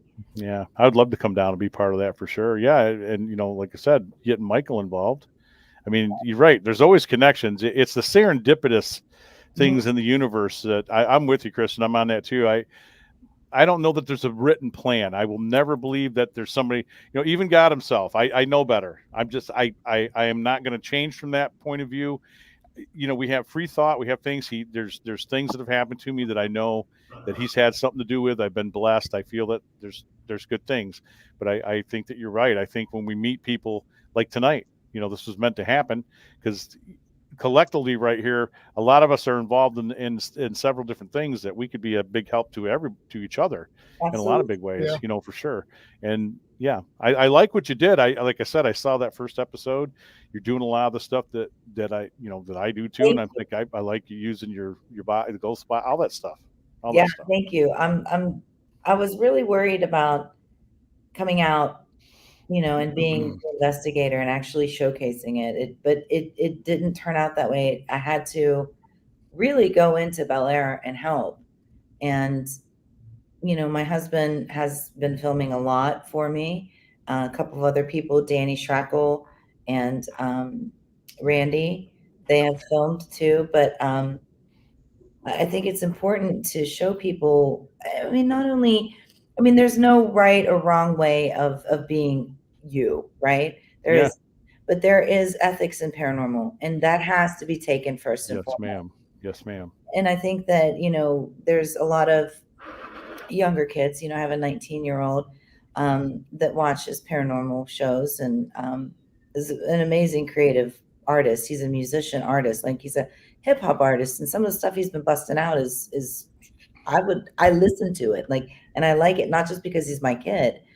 But these things have to be put together. I work very heavily with a couple of different local hip hop artists, and I showcase them inside of these episodes because they're locals, and it is a haunted village. Yes, absolutely, 100%.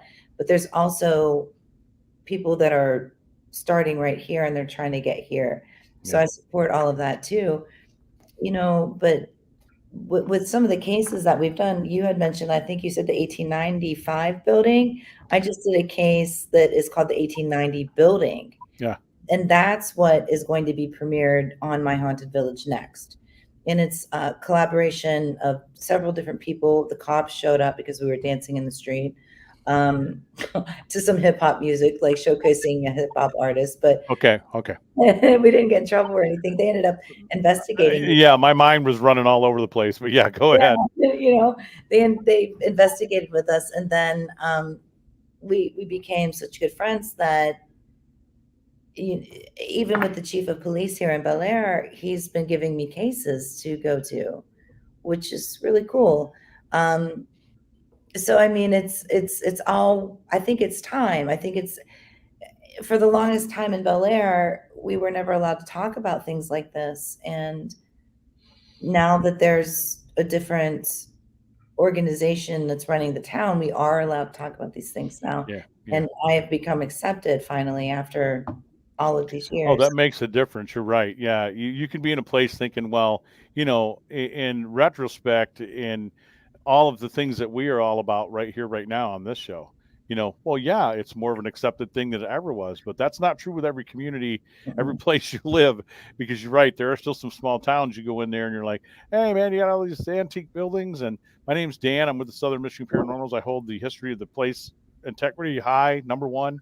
But I'd like to see if somebody might still be here and they might have a message. You know, that's what I look to do. And through doing that, I hook a lot of your local people into learning their town's history, getting involved in history and saving it, right? That's my pitch. And that's what I stand by, right? And then you'll have those people that you're right. They control what goes on. They're like, oh, we don't want that in here. That's a bunch of nonsense. We're not into that. And I've had that happen. That happen. And then you come across a group that I thought was going to be very closed-minded. Hence the Van Buren Poorhouse Museum, folks, August 20th, Ghost-O-Rama. Shameless plug. I went in there and you were going to tell those 90-year-old ladies that the place was not haunted. I didn't even hardly get through my spiel, you know. So I get what you're saying. It's a stigma. And it's hard to do what you want to do within your own community or other communities. So more power to you for sticking to your guns and doing what you're doing.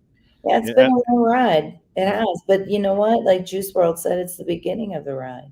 And it's true. It's like a whole new chapter, a whole new book is going to be written, you know? Yeah. Oh, yeah.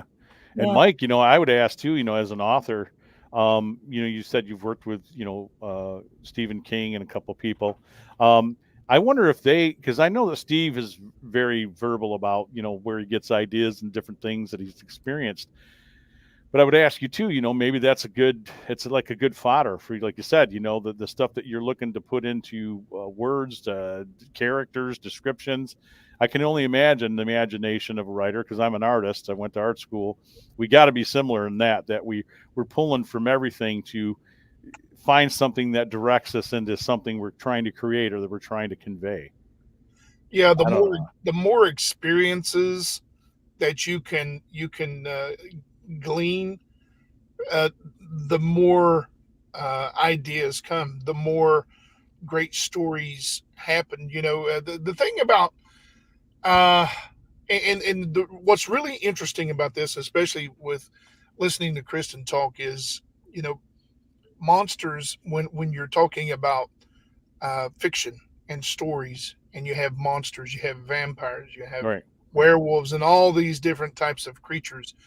Uh, One of the things I think that a lot of people have a misunderstanding when it comes to actual horror fiction is that it's about how scary the monster is, or about how uh, fearful or strong or all of that. Good horror is about the people who are involved. Good horror is about the story of the people and the empathy and the sympathy that you are um, that you as a reader are putting into these human beings. And this sounds exactly like what you guys are doing, because you're going in and you're communicating with people who are no longer walking on the earth in flesh and blood. But it's not a scary thing. It's or not always, but it's a communicating with people and having that empathy and sympathy. And uh, I really love that. I love getting to hear that aspect, that side of it, because again, I've never been to one of those types of things, but that's always been something that's been in my mind is Right. uh, you're dealing with human beings, even though they may not Yep. have flesh or whatever. They're human beings, and that's fascinating to me. Wow. That's a beautiful thing to be said, man. I appreciate that. And I know Kristen does, because I see her get emotional, some of the work that she's done on camera, and I can tell she does. I can tell you do. I get the same way. I would never lie to anybody and say that I don't, because, I've cried with these people. I've had emotions with a lot of these people that are either here or not.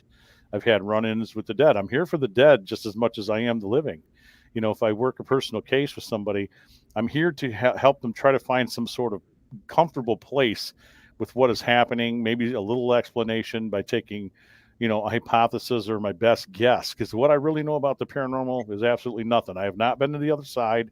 I've not come back with a video camera or a book. I don't operate in absolutes. I think any group that says they are is full of poop. Yep. And we dealing with the emotions, you're absolutely right, Michael, and she's working with people more one-on-one. I've stepped away from that a little bit for some personal reasons. I think because of my gift, the empathy. I get very overwhelmed very easy, and I'm strong in a lot of ways, but you're right. There's a connection, and there's a connection to the other side. And there's times I feel terrible for people who've passed because they don't want to be forgotten. If I'm to get any message, and Kristen, sound in on this, please. If I'm to get any message from talking to people who I know are dead, they don't want to be forgotten, and they want to know that their legacy and their life mattered. They're gone, and it might be this is where they're at till maybe they pass into another life. I don't know. I'm kind of a believer in some of that too, which is a strange area to go, but I don't know. They do pass to a different dimension, a different consciousness. Absolutely 100%. I work full time as a psychic medium for a lot of different people.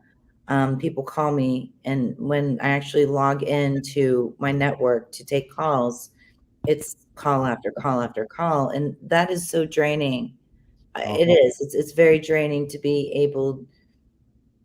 I mean, there's a lot that goes with that, but the things that I have seen, the information that I have pulled through with somebody that I do not know, I know their first name on the other end of the phone, and reaching into a deceased loved one, being able to help them make choices from spirit, from their ancestors, reaching their ancestors, asking their ancestors to have a communication session with us, and guiding them to what is their higher self is very important.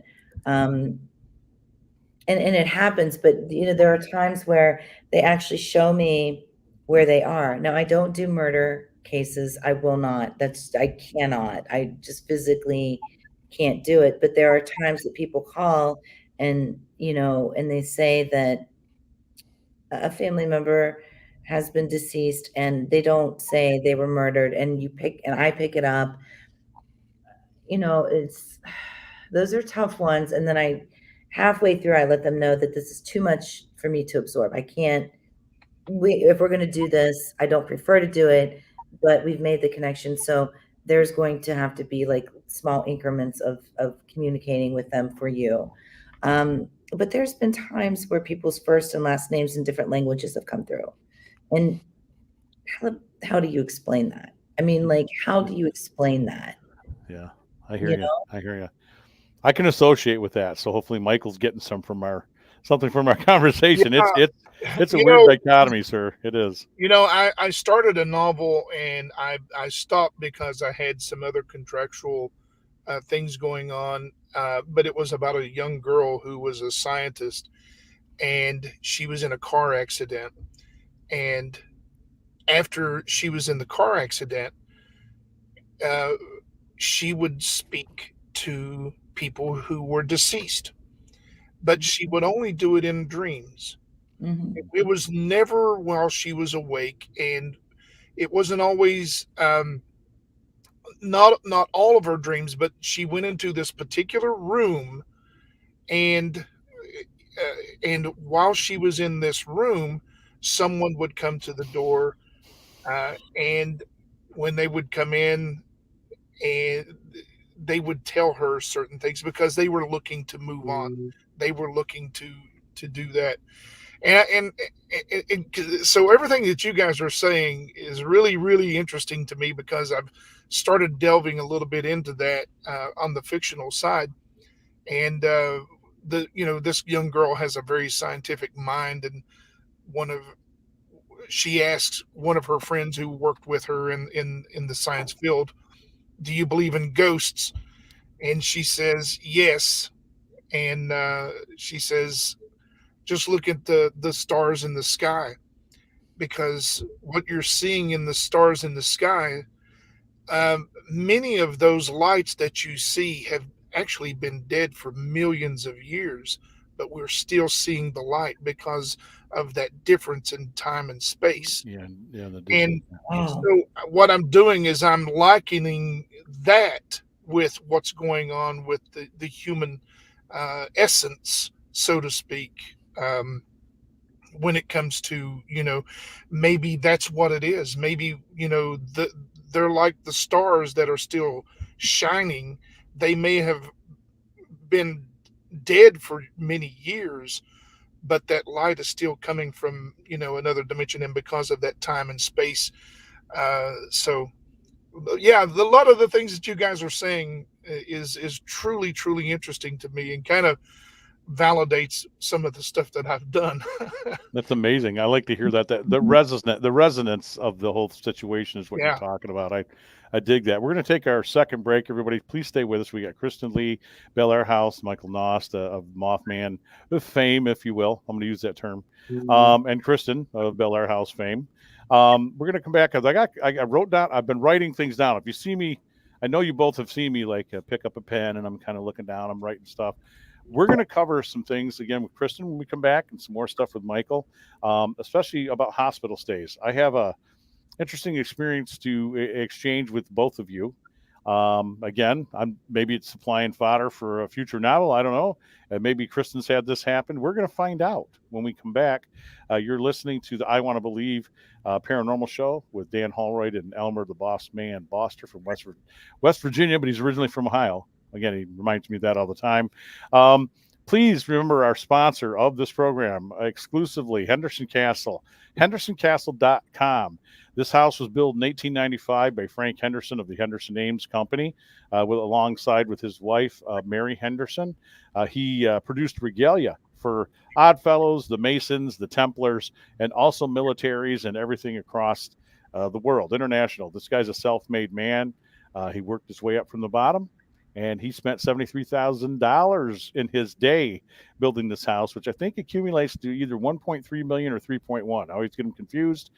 Regardless, come and see us there in Kalamazoo, HendersonCastle.com. Gun Barrel Coffee, folks. You've had the rest. Please drink the best. Those of you can see me, I got a bag of Battleship right here. Extremely dark coffee. I am a coffee man. I love my coffee. If I don't have my coffee, people get killed. It just happens. Only in imagination. I kid. And you can go to their site, gunbarrelcoffee.com. We're going to have some PSAs, some rock and roll. I play rock and roll on every break, guys. Rock music, gospel, bluegrass, you name it. I've played it on here. We will be back for more right after this. Henderson Castle. I acted like I was frozen. Yeah, you got to check it out. You got to check it out where we're taking our commercial break. We got to have both you guys. You have the invite. Kristen's already got the invite. Michael, you got the invite. August 20th, if you can make the drive. I know with gas prices, I'm not going to get into that whole thing. That's a 2-hour show. Gas prices here in Hartford, Michigan. We are doing a Ghost-orama, and I'm hoping I can probably seduce Elmer somehow to come up here in a good way. We're doing a Ghost-orama. It's a paranormal meet and greet / car show / Comic-Con entertainment. We're going to have a DJ. The Headless Horseman seems to be our star on our poster. We're also going to have some Jurassic Park setup stuff there. Great Lakes Ghostbuster Coalition, all sorts of great stuff, entertainment, a food truck. I got somebody coming who does barbecue. I know you guys are in the South. You love barbecue, right? Absolutely. I was at Smoky Bones last night. All right. So we're going to have some barbecue, and he does like the smoked mac and cheese and all this cool stuff. We'll have him here and a whole slew of things. I didn't get this fat from eating celery, okay? So just keep that in mind. Well, hey guys, I hate to do it. I really hate to do this, but it's 10 o'clock. I only had 3 hours of sleep last night, and I need to get happy butt to bed. All right, you go do your thing. We're gonna come back from the commercial break and probably do another 30 minutes if everybody can hang on for that. And I want them to each have some more stuff. We're gonna cover some more things. Well, that does look good. All right, man. If you gotta go. Yeah, guys, it was great talking to you. Michael, holler at me. Kristen, it was nice meeting you. Nice to meet you. Dan, take it away, buddy. All right. And we are back. Welcome to I Want to Believe. Elmer had to ditch us. He's got this thing called the job. I know it's a crazy damn aspect. Craziness. I've been retired due to medical for a couple of years, but don't think that when you retire, folks, that you don't work, because I run quite a few different groups. I've got the Great Lakes Ghostbuster Coalition. If you look us up on Facebook, I'd appreciate that. Also, the Kalamazoo Ghostbusters, my paranormal group, the Southern Michigan Paranormals, and I'm part of the Midwest Parahistorical Society. So I'm a busy guy. I got like 5 pots on the stove, and there's about 16 spoons in every pot, because I do a lot of other hobbies too. We've got Kristen Lee of the Bel Air House, and we got Michael Noss with us. But Elmer, thanks for joining us. And hopefully he gets some Z's. We're going to go about another 30 minutes, folks, because I wanted to cover some more stuff with Kristen. I also wanted to talk with Michael, of course, about the Mothman. I mean, this is a thing that we had him on for. But I wanted to cover hospital stays with Kristen, and maybe Michael will get something from this. I had no explanation a few years back. I'm in an AutoStar. I'm waiting to get an auto part for my wife's tracker. And I've had, first responder training and different things. So when this happened, I was trying to self-assess while I was having the cold sweats and just tripping out. I felt a buzz, a burst of pressure, and I felt a sharp pain in my abdomen. And the only way I could describe it is I felt that I was internally bleeding. Well, I was. And I don't know why. I burst a blood vessel in my rare peritoneum area. If anybody knows what that is, it's behind your stomach.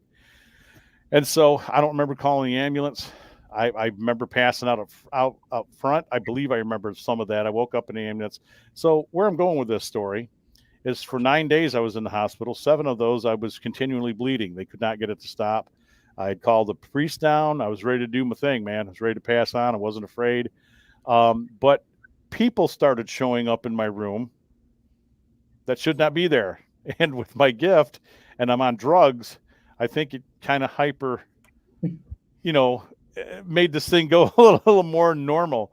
And I had to turn some people away. But there's one guy I didn't, who was a burn victim. And I remember talking to him for a minute. And my wife said, you were talking to somebody. I didn't see anybody there. And also a nurse showed up who was not alive. And she had the old hat and red hair, attractive lady. I remember looking at her because she had the old cotton gown and had like the white pantyhose. I mean, I was kind of aware that it wasn't kind of quite fitting where we're at here in the 2000s.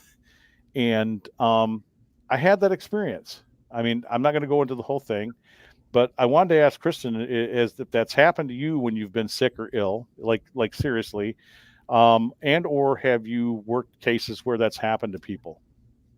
For me, yes, it's happened, but I remember recently, the most recent one, I was very ill and I was laying on my chair in my ottoman in my living room, and the show Bonanza just appeared on my TV. And I looked up and I saw my dad, and he looked at me and he says, "You're all sicked up, kiddo."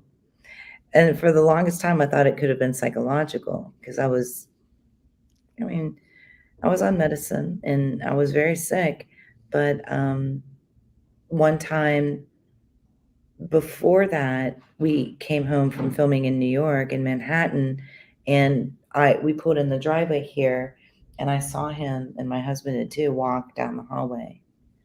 So it does happen.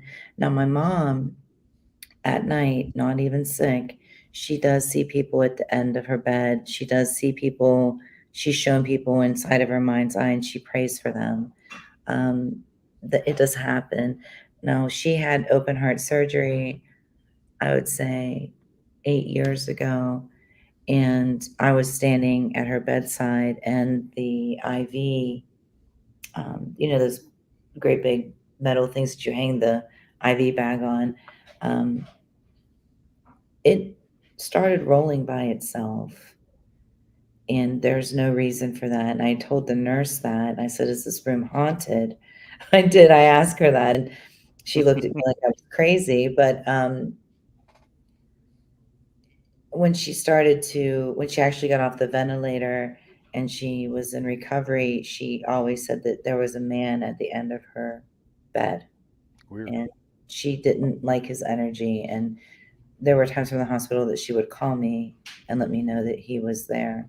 And, scientifically, we could blame drugs for that. Absolutely, 100%. Sure. But there's more to it than that. There is. Yeah, because there's psychotropic things that happen with that stuff. Yeah, we know. I was feeling the same way, but then my wife's like, "No, you're a matter of fact." And then when I asked the group of nurses that came in after who she was, they're like, "Oh man," because they had been aware of some other people who talked about seeing this lady. Mhm. And then Bob Penny walks in. Now, you guys haven't met Bob, but Bob Penny is a paranormal investigator who helped me start this network. And Bob's a nurse at the same hospital, and he had no clue I was in that room. And I don't know that he didn't read the chart yet, but he just pulled the chart and he was coming in the door and he happened to look up and he's like, "Big dog, the hell are you doing here?" And I'm like, "I'm dying. How are you doing?" One of those things. That's exactly what I said to him. And so, the rest is history. But yeah, it's been a strange thing, Michael. I wanted to kind of share that because I had to tell some people. There were more and more people that seemed to, and I don't see them like Ghost Whisperer. I want to make sure I explain that to people. I get like now the nurse I saw, the burn guy, no, he was in my head. The nurse, I saw her. Mhm. But most of the time it's a thing where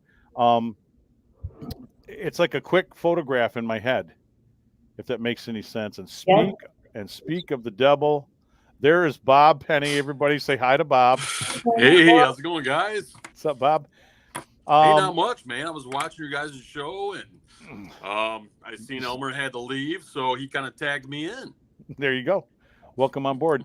Hey, Kristen Lee is here from the Bel Air House, and we got Michael Nost, Mothman fame and author of 100 books, 100 plus books, according to Elmer. And I believe him, Michael. I definitely believe him. But we were talking about that. But I didn't see other people. It's a quick snapshot in my head, and they'll say things to me, and then it's never complete sentences other than that nurse I encountered. I want to make this clear. So, like, as Kristen, I think you kind of mentioned that too, that when you get images and or they talk to you sometimes, it's like a damn puzzle. It's like, well, I'm going to say certain words that mean nothing about anything, or I'm going to point at things and show you things, and then you're supposed to put it together, right? We're supposed to be the right. Yep. It Most of the time. Yeah. should be a damn game show for the dead. I swear. It's like, can you solve this puzzle from the other side? So yeah, that happened to me, and I just wanted to share with you too. I just wanted to know if Kristen had encountered that. The other thing you brought up was dreams, and I was going to ask Michael too. You know, in his creative juices about dreams and paranormal. You know, I didn't think I'd have a run in with my mother. Now my dad did a whole thing. I'm not going to go on about that because we have a photo of it. Bob knows the story. My mother, I didn't think she'd be the one that she'd communicate. You know, I had a great relationship with her. I'm sad that she passed. She showed up to my daughter first, so my daughter's got the gift. And then I saw her in a dream. And the funny part to the dream was, guys, now get this.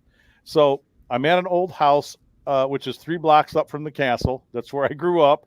And my house was 125 years old when we moved into it, Kristen.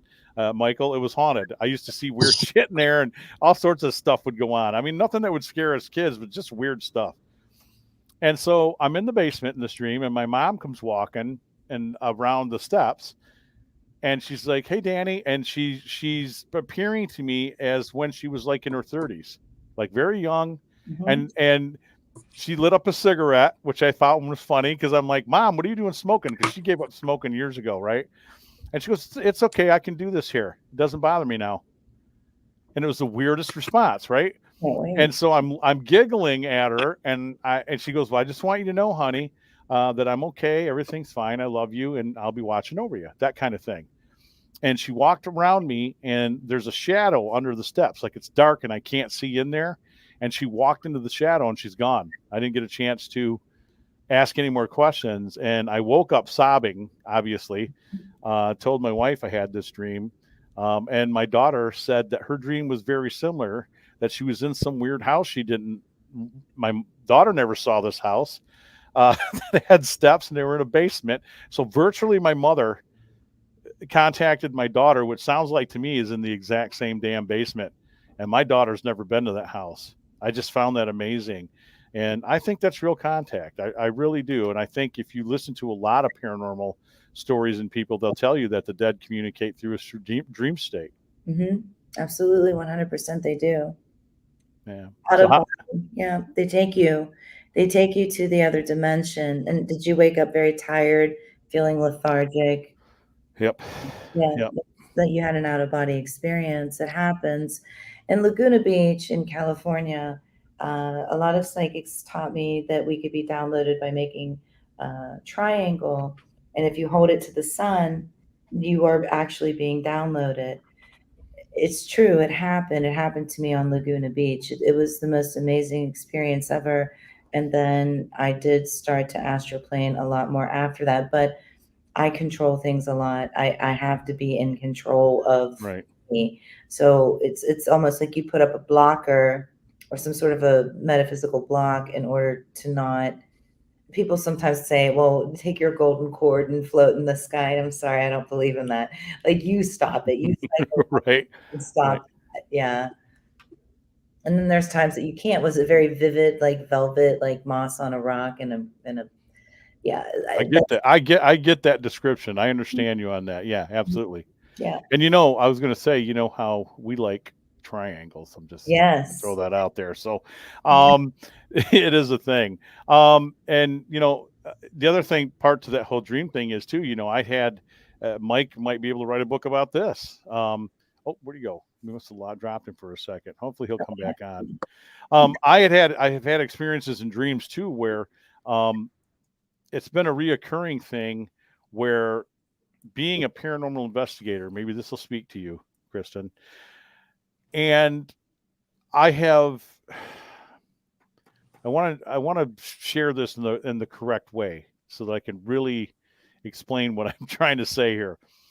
I told Mike McKelly, who's a radio man here, he's since retired. I was on the Halloween show every year, and he asked me about like an exorcism. And I told him, I said, well, you know, I'm in a different area about some of that stuff because I do know there's bad things out there. Here's where I'm at.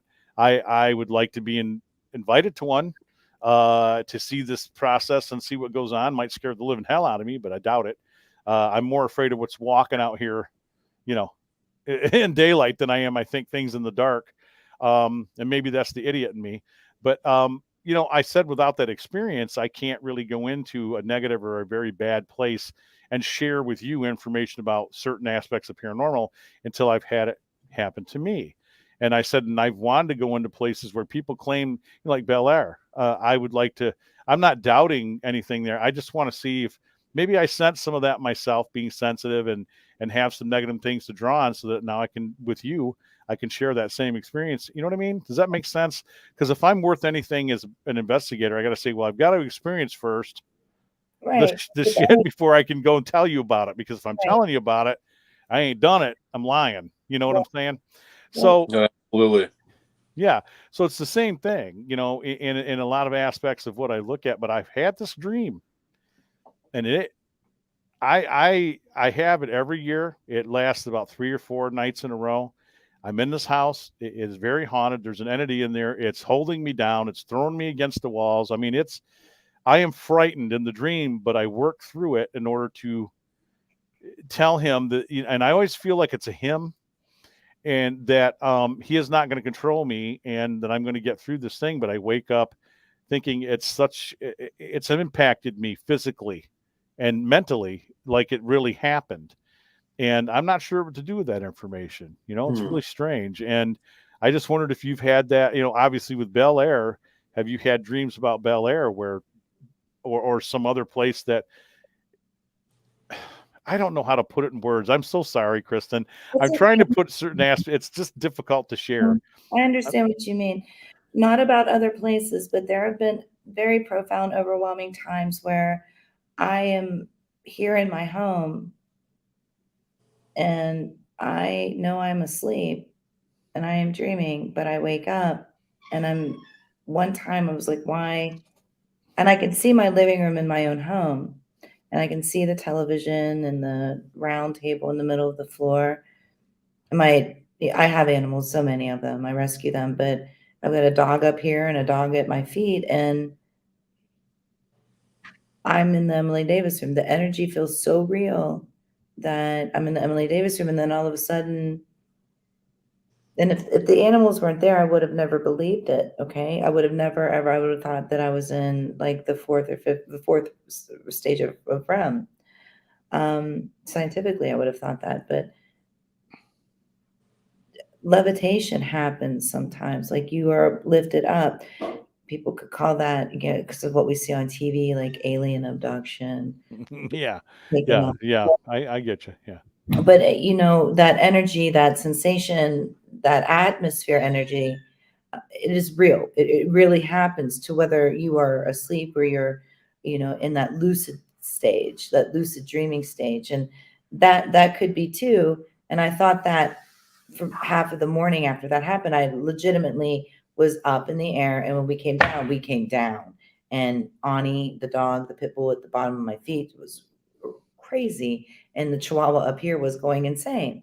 And then you're wide awake. And why are you wide awake? You know what I mean? Because the dogs are going crazy. But the next morning, you know, trying to rationalize what the just happened, you know. Right. I get you. Yeah, that's what I was doing. I'm like, what the I'll say the word, you know, we don't have sensors here. You know, what in the fuck was that? Yeah. What was all this about? Right. And I'm like, am I supposed to conquer this evil? Am I supposed to, you know, that's how I felt, because I talk all the time about going in when the other people in the group are scared out of their minds. I go right in there after it, because I'm like, listen, that's why I'm here. I'm not trying to combat evil, but I'm trying to go in after this stuff to find out what the hell's happening and what's going on and why are you doing it. If that makes any sense. It makes perfect sense. But I used to do that in the middle of all of this too. Recently, probably the last year, I've known my limits. Like when we were at I always say this wrong, the Daniel, how do you say that? Fowler County Jail. I can't say The it. Fowler. Fowler, yeah. I mean, there was something that was coming at us 100%. Like my heart rate went up through the roof. I started to feel like I was going like in a fun house, going back and forth. And I just remember Kat Lang always telling me, when your heart races, when you get that fun house effect, get the fuck out. Take a break and get the fuck out. Those were her exact words. So, but the last thing I said to that entity that was coming at me is like, I'm not scared by any means. It's just an energy overload, and I will be back. Yeah. You know, whether I get back there or not, I don't know, but I get that. I don't. And when Elton and TFIL came in, when information is coming through from spirit, when information is coming through from entities, whatever you want to call it, energies, and it's finally coming through, you don't run away from that. You continue it as far as you physically can handle it. And once you start to feel depleted, or you feel a physiological defect of headache, nausea, if it becomes something to where you're not feeling well, heart racing, then you take that break, because you know that your body can't take anymore. But take it to the limits to where, and people are gonna kick my ass for saying this, but take it to the limits until you start to get sick, and then pull back. Does that make sense? It does. Yeah.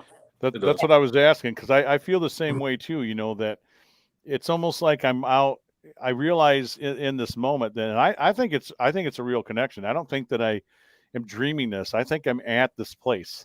Mm-hmm. In fact, I'm going to tell people I know I'm at this place. Whatever's going on. So, and I wake up also feeling like, well, I'm a man of my word, and I'm going to prove it here and now, that you're not going to scare me off, and you're not going to frighten me. You're not going to hurt me. You can push me, which I remember in a few of them, like you said, that I was pushed and I was lifted in the air and pushed back, but I went back in. I knew it was in the house, and I was very apprehensive about going back into this one area of the house that it was always happening. And I'm honest about that. I was very apprehensive, but I went in there anyway, and I faced it, because I was trying to prove to myself, and I think I know this, that I'm going to be a man of my word. You're not going to frighten me off. I remember talking about God, that I'm a person of God. You're not going to hurt me. You can try your tricks and try to scare me. So all that's going on, you know, in a matter of minutes. And I remember going in there, and then, as you said, when I came out of it, I walked out of the house. I felt very depleted, and just, you know, like I just went 10 rounds, you know, with somebody. And emotionally, when I woke up from it, I have to say that I was a little frightened. I was, and at the same time I was a little shaken, and I just thought, man, you know, am I really prepared to go out after this stuff and to do this thing after what I just experienced? I mean, I stuck in there, but am I really prepared? You know, here, I don't know.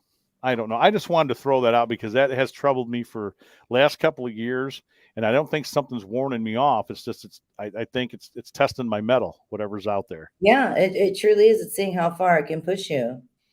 100%. It is. And I don't know what it is. I don't think it's anything, because it was that. Go ahead, Bob. I was gonna say, I wonder if it's a prediction, you know, something in the future. I thought that too.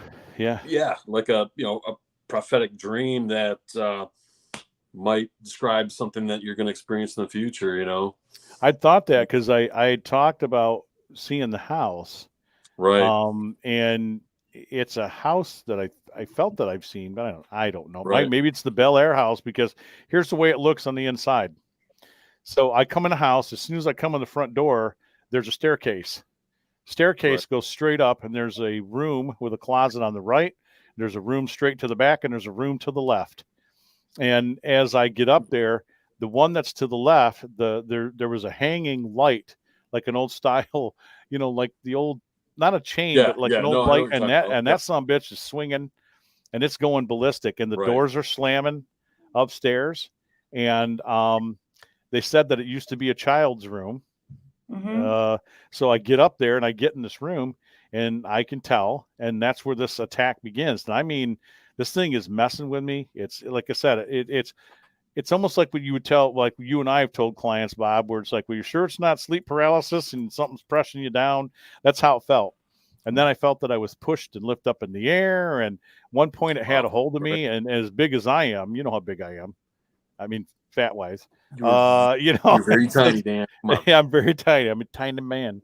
I don't know where I'm going with it, Chris, and I apologize. It's just I didn't know what to do with it, you know. And I think I've told Bob that story about this house before, and I remember Deb Para telling me, it's like, well, maybe that's something that we've yet to come across, and then we do, prepare yourself, because maybe it's going to happen. Who knows? I mean, you know, obviously, there's some reason that you keep having that same dream. I mean, it's got to be something. Yeah. Mhm. I was hoping we get Michael Of back. some But I think importance. maybe his phone died. Oh, he did say his battery was low.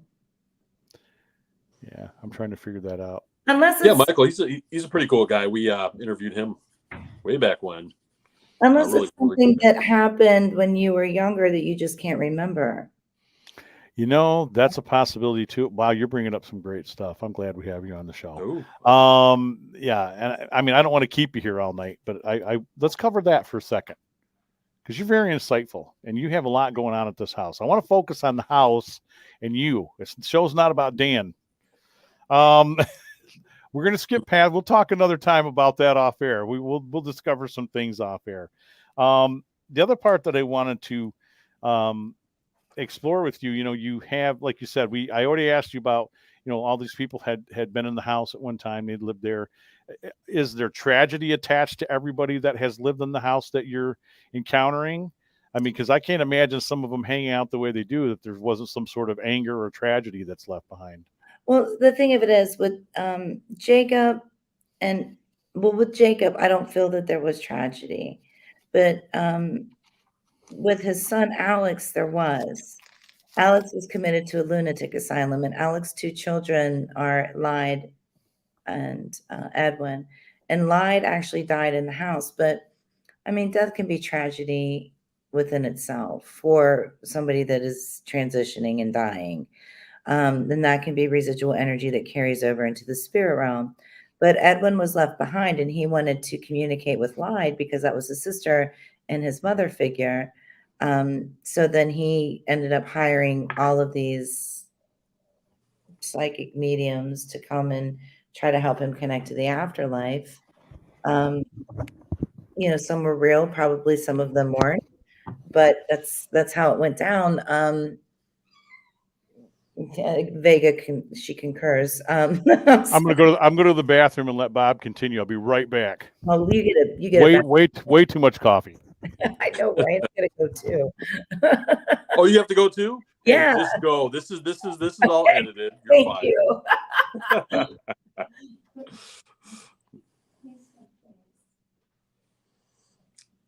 If anyone's watching live on YouTube, it's a bathroom break.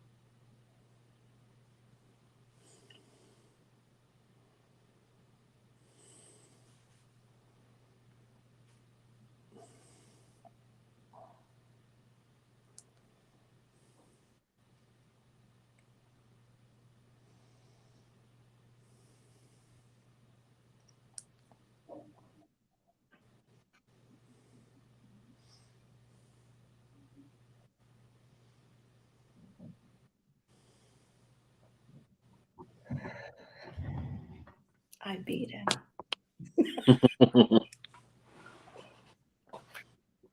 Where do you live? I actually live right by Dan. I live in Michigan here. Okay, cool. Yep. My name is Bob, by the way. We haven't officially met, but Nice I've to heard a meet lot about you, Kristen. I've heard a lot about the Bel Air house, Cool. and can't wait to go Oh, to I'm the event. excited. Yeah. Yeah, I hope you get to come. I really do. Yeah, absolutely. Yeah. It's gonna be fun. We're talking all kinds of trash about you, Dan. Oh, you can't hear that. Yeah, we're talking all kinds of shit about you, man. That's all good. I'm Yeah. used to it. Yeah, it's all. I'm used Absolutely. to it. Yeah, it's it was I don't know. I just want to reiterate to you too, Kristen, that it was really cool meeting you. Those, all those years ago. I say all those years ago, a few years ago. And Bel Air has always been on my mind. I asked you recently about, coming down with a group, and so told the group, and of course they were already talking about it when I joined these guys, and I kept the secret from them that it's like, well, I kind of know the person who owns this place. And anytime I do that, I can get myself either in a good way or get myself in trouble, because then the immediate response is like, well, get us in there then. I'm like, well, fork out some money. That's the thing. So it's been a good thing. It's been a good thing. Where did you guys leave off at? What did I miss? It was the bathroom break. So you didn't miss Bathroom break? Is that what it was? Yeah, I had a little too much coffee, and then I'm sitting here drinking a water. So it is what it is. So the house itself, like you said, you talked about a Native American ceremonial ground on your back part of your property. I mean, how did you discover that? Was there some stuff dug up, or is it in land records? It's in land records. Yeah, there's records in the land. Actually, our high school mascot is a Cherokee Native American. And there's a lot of descendants of different tribes here too that still, they're here. They're very proud, and it's really cool. But also too, with that part of the ceremonial ground, we learn that from the locals, okay?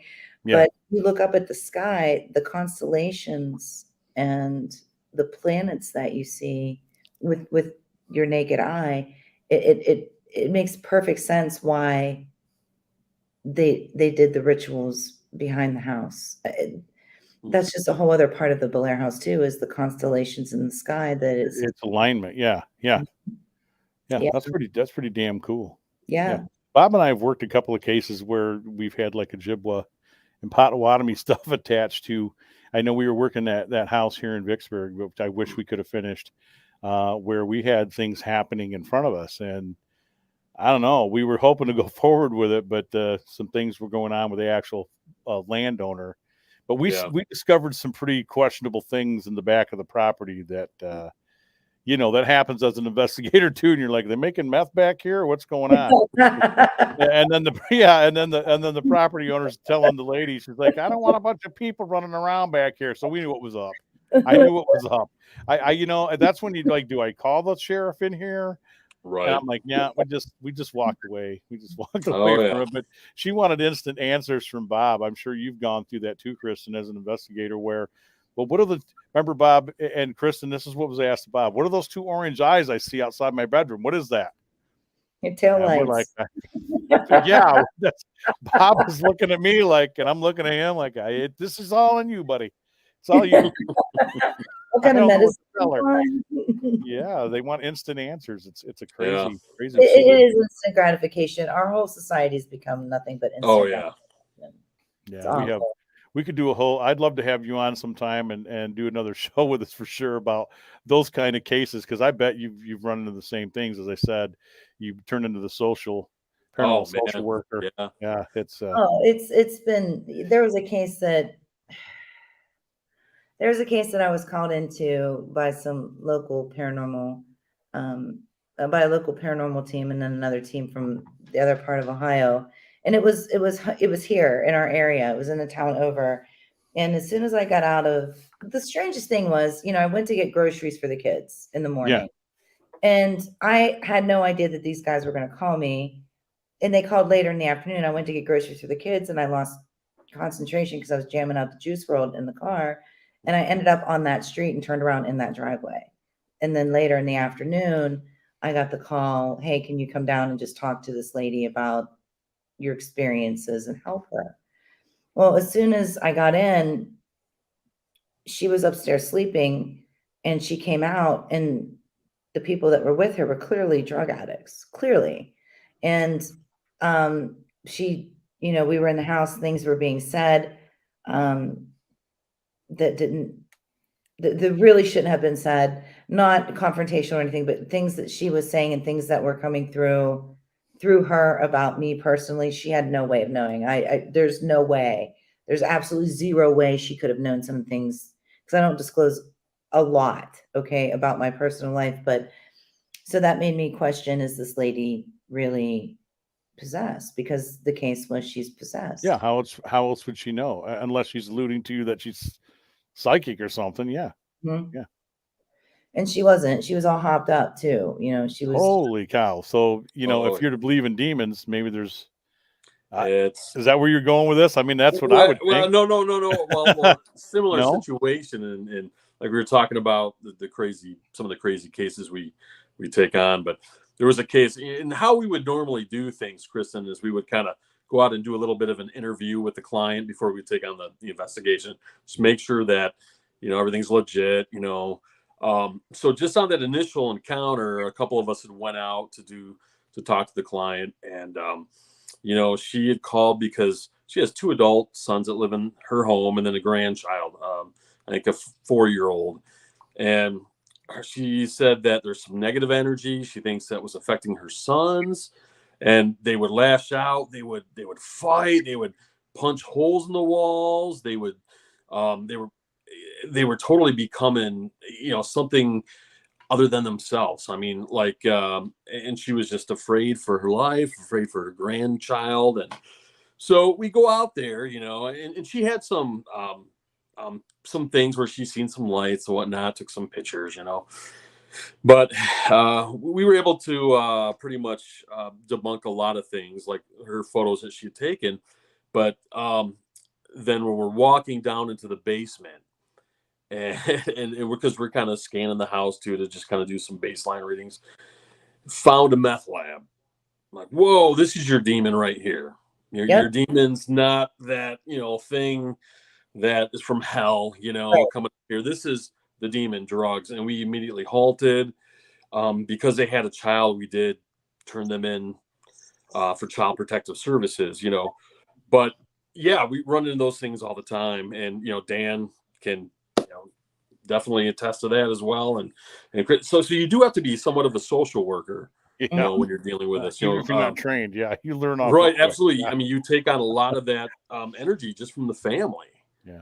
I mean, and most of the times when you run in those cases, there is some negative energy. There's some sort of broken system within the family unit, and it seems to attract this negative energy, which just I know a lot of people think that it's a demon and whatever. I look more at the negative energy type of things.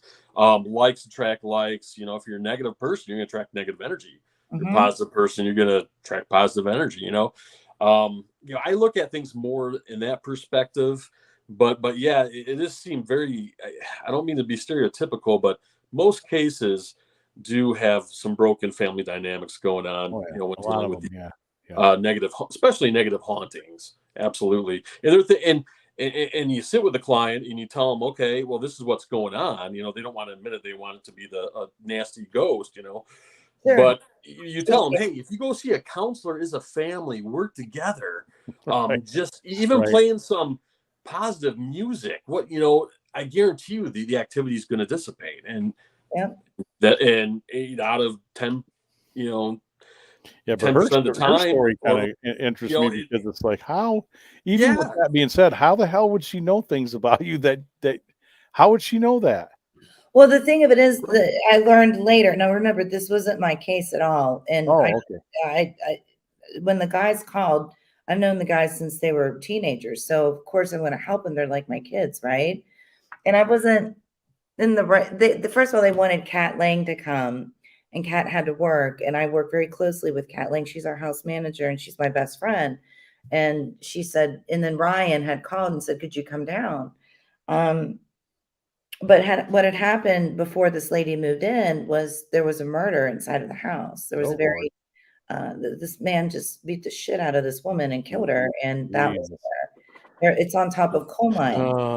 And so, yeah, I mean, and she kept saying that this man, he's still the man that killed this woman. I believe that he's still alive. So it wouldn't have been his spirit. But what drove that man to do this to that woman? There. You know, I don't know, because again, it's not my case, but there was a lot of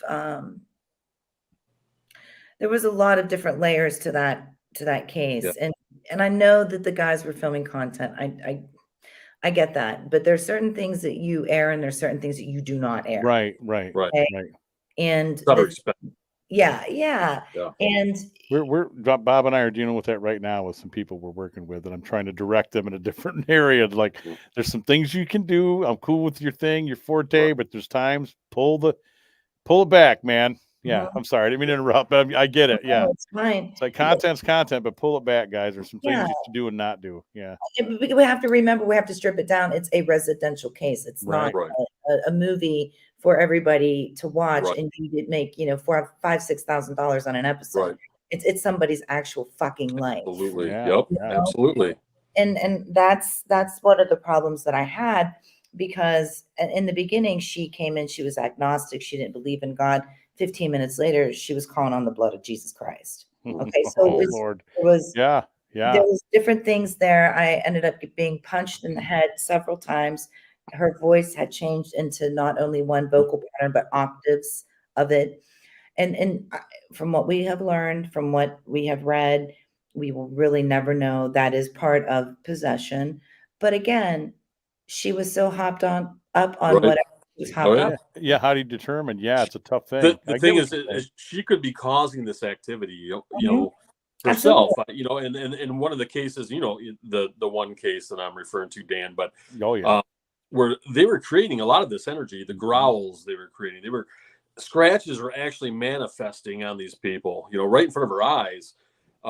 But then again, I don't believe it's your typical demon. This is them causing this energy, this negative energy. It's just they're causing it amongst themselves. I mean, this was a home that had 4 women, 2 teenage girls, and then a grandmother, and then the mother.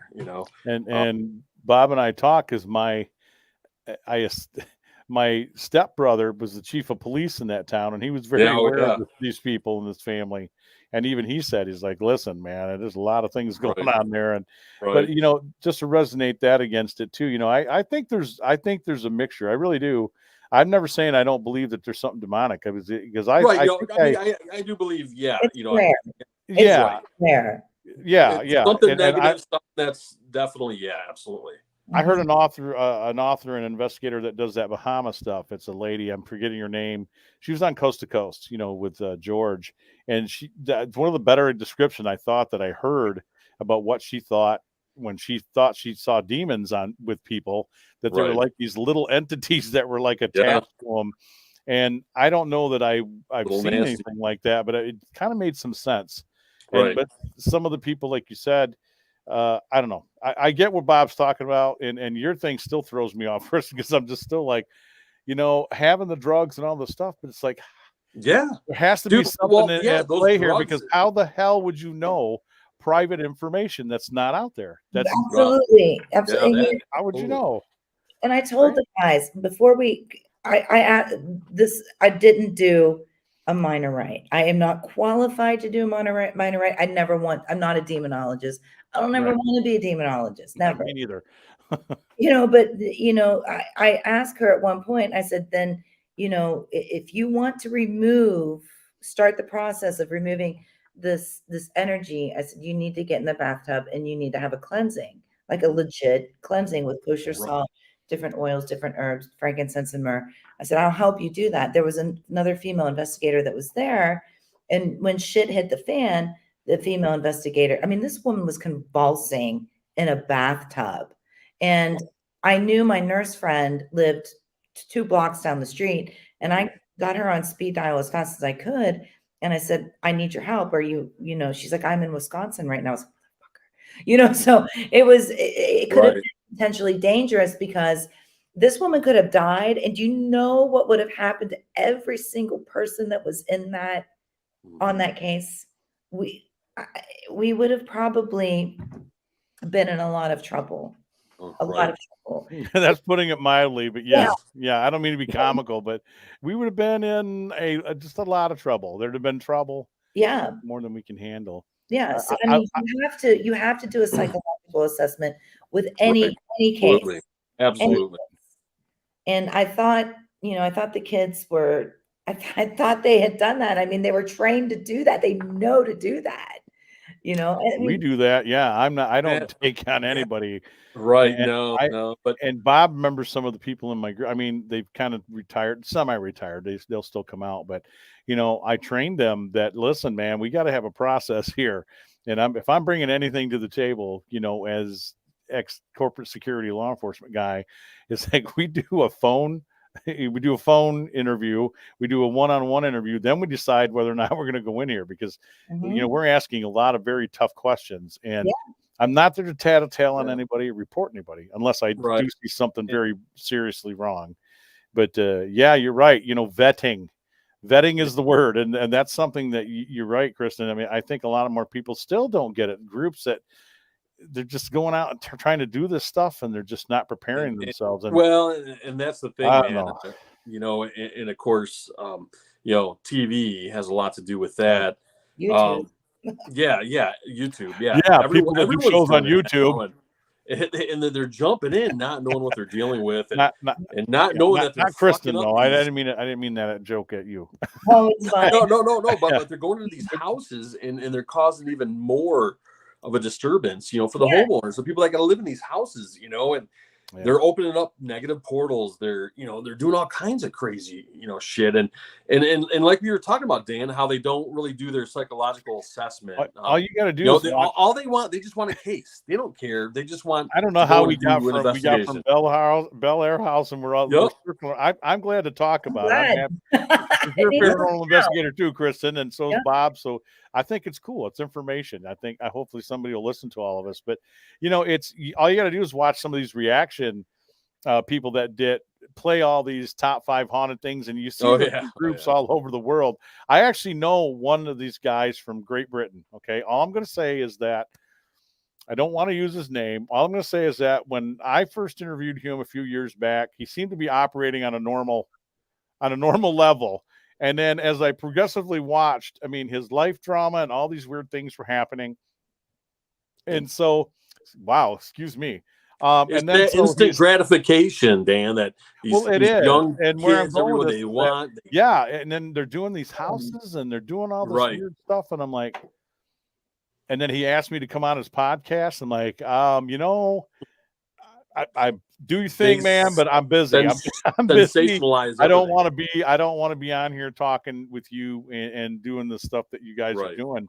And as Bob said, there's and Kristen too, everybody listening, that if you're going to get into this stuff and you want to have integrity, okay, integrity is number one for me. If you want people to believe in what you're doing and you're doing this for a good reason to help others, I have a story about that too, but and you want to be taken serious outside the circle of people who've created these other circles. You have to vet people and you have to watch out for what you're doing. I think liability is a thing that a lot of people don't discuss because, Joshua P. Warren had a book out for a couple of years, How to Be a Paranormal Investigator. Now, people will laugh at Joshua's book, but I was giving it out to SMP members. I would buy copies and said, I want you to read what he has in here because he's got great outlines. Mm-hmm. And the fact of the matter is that our clients, I have them sign liability things. And then I also understand that I'm training you guys in such a way that you're not going in there acting like a bunch of buffoons. We stick to the job that we're trained to do. We do this, we do that, but we're crossing the T's or dotting the I's. That should make sense to everybody listening. So, you have to be careful, not only for yourself, but for your team. And as Kristen had just relayed with this lady being punched in the head and stuff, if I went into a case that Bob knows the story too, that the lady, my first indication was that there were Jesus photos on every wall, every piece of the house. There was religious things everywhere in the house. And my warning bells went off and I thought, oh, this is going to be interesting. And this is just the physical interview. So, and then you see a TV tray, literally a TV tray from, the 70s. I still use them. I got wooden ones. It's full of psychotropic medication for schizophrenia. you know, and I didn't want to be the guy to turn That's her why down. you do those preliminary Listen, interviews, man. man. I didn't want to be the guy to turn her down and not give her the benefit of the doubt, because they can be mentally ill, but there really could be stuff happening in the Right. house and it's making it Yeah. worse. Yeah, Right? sure. And Yeah, after my assessment, I'm thinking, no. How about no? So I was like, I was very kind to her. And then, you know, she had told us at the end that a bunch of the area churches had been there. I contacted them and found out that she did, you know, just out of her mind. And I had to change my phone number. Bob knows, again, knows the story. I had to change my phone number and stuff because I was dumb and put this on our card back in the day, because she would see my vehicle. I have a Ghostbuster car. I've always had one, Kristen. Yeah. She would see me and be literally chasing me through town. I'm not joking. So it got to a dangerous aspect too. So you got to look out for yourself, you know, not only spiritually and emotionally, but physically. Mhm. And just please, people, I know some of you listen to these podcast stuff, just slow the roll. Find a group that's doing good work. You can tell by what they have on their webpage. If they're afraid to show the people in their group, that's another thing I steer people away. If they got a webpage about the group folks and know there's no pictures telling you who these people are, what they're doing, go to somebody else. And you can find these people and you can learn from them. You can learn from people who are experienced. I won't say professionals or, you know, experts in their field. I guess I don't mind the word usage, but oh, Jesus, I got on a soapbox. See what you did, Bob? I beating you over the head with my notepad. Sorry, Kristen. Let's get back to you. I have more questions. We're getting down to the end of the time here. I know I'm keeping you late.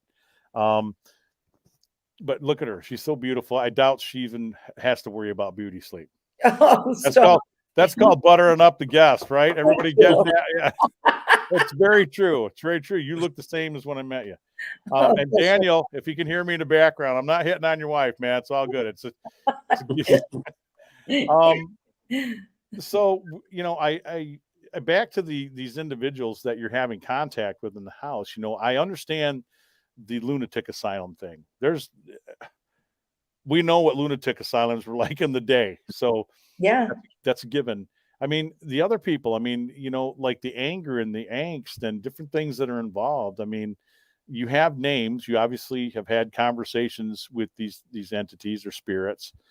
I mean, is there anything that's, you know, the portals that you talked about? Is there anything in the house that you think is otherworldly rather than just spirit?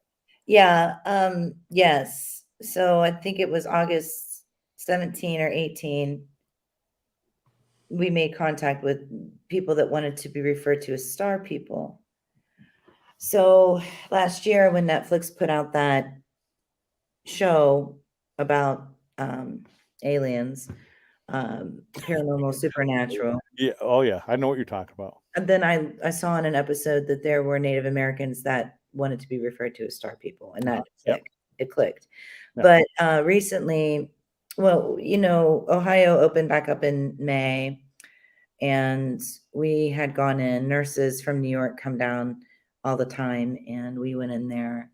And as soon as we fired up the portal, a voice came through, and it said, "Sit down and let me give you your reading." And I was like, "Well, this is cool." So we sat down when the film was rolling, and she said that she was the queen. She was the high priestess, and she started stating tarot cards. I don't read tarot cards, but there were several tarot cards that she stated, I guess. And last Wednesday, I finally realized who she is. After all these years, you know, all these, what, a year and a half, something like that. When I worked in Salem, Mass, I worked during the Festival of the Dead, and one of my dear best friends, Becky, was a high priestess of a coven, but she was also referred to as the queen.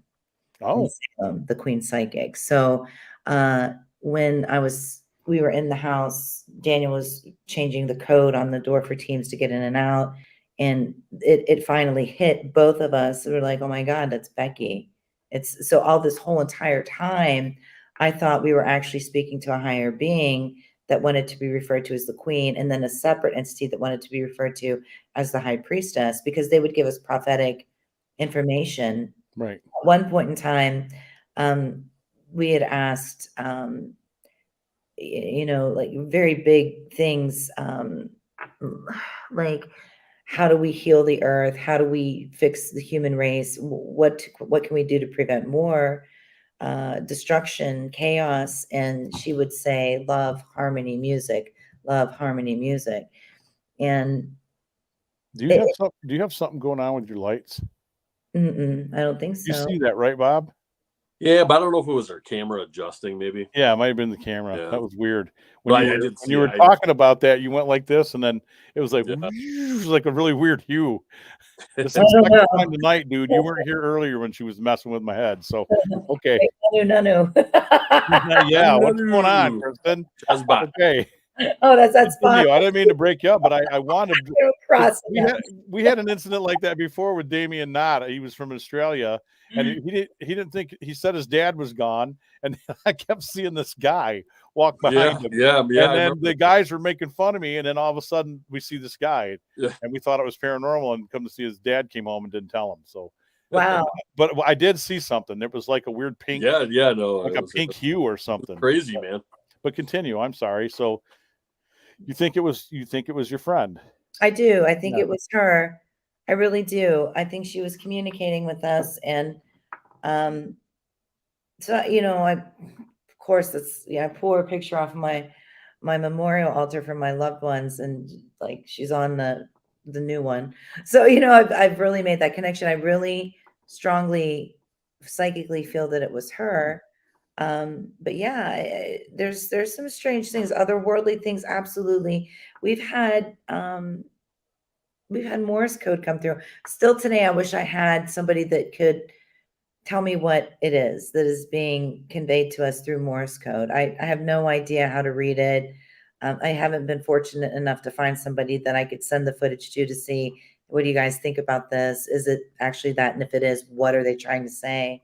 If you share that with me, I have a guy, Randy. Bob remembers him. Randy as a Navy veteran, and that's what he did. So Okay.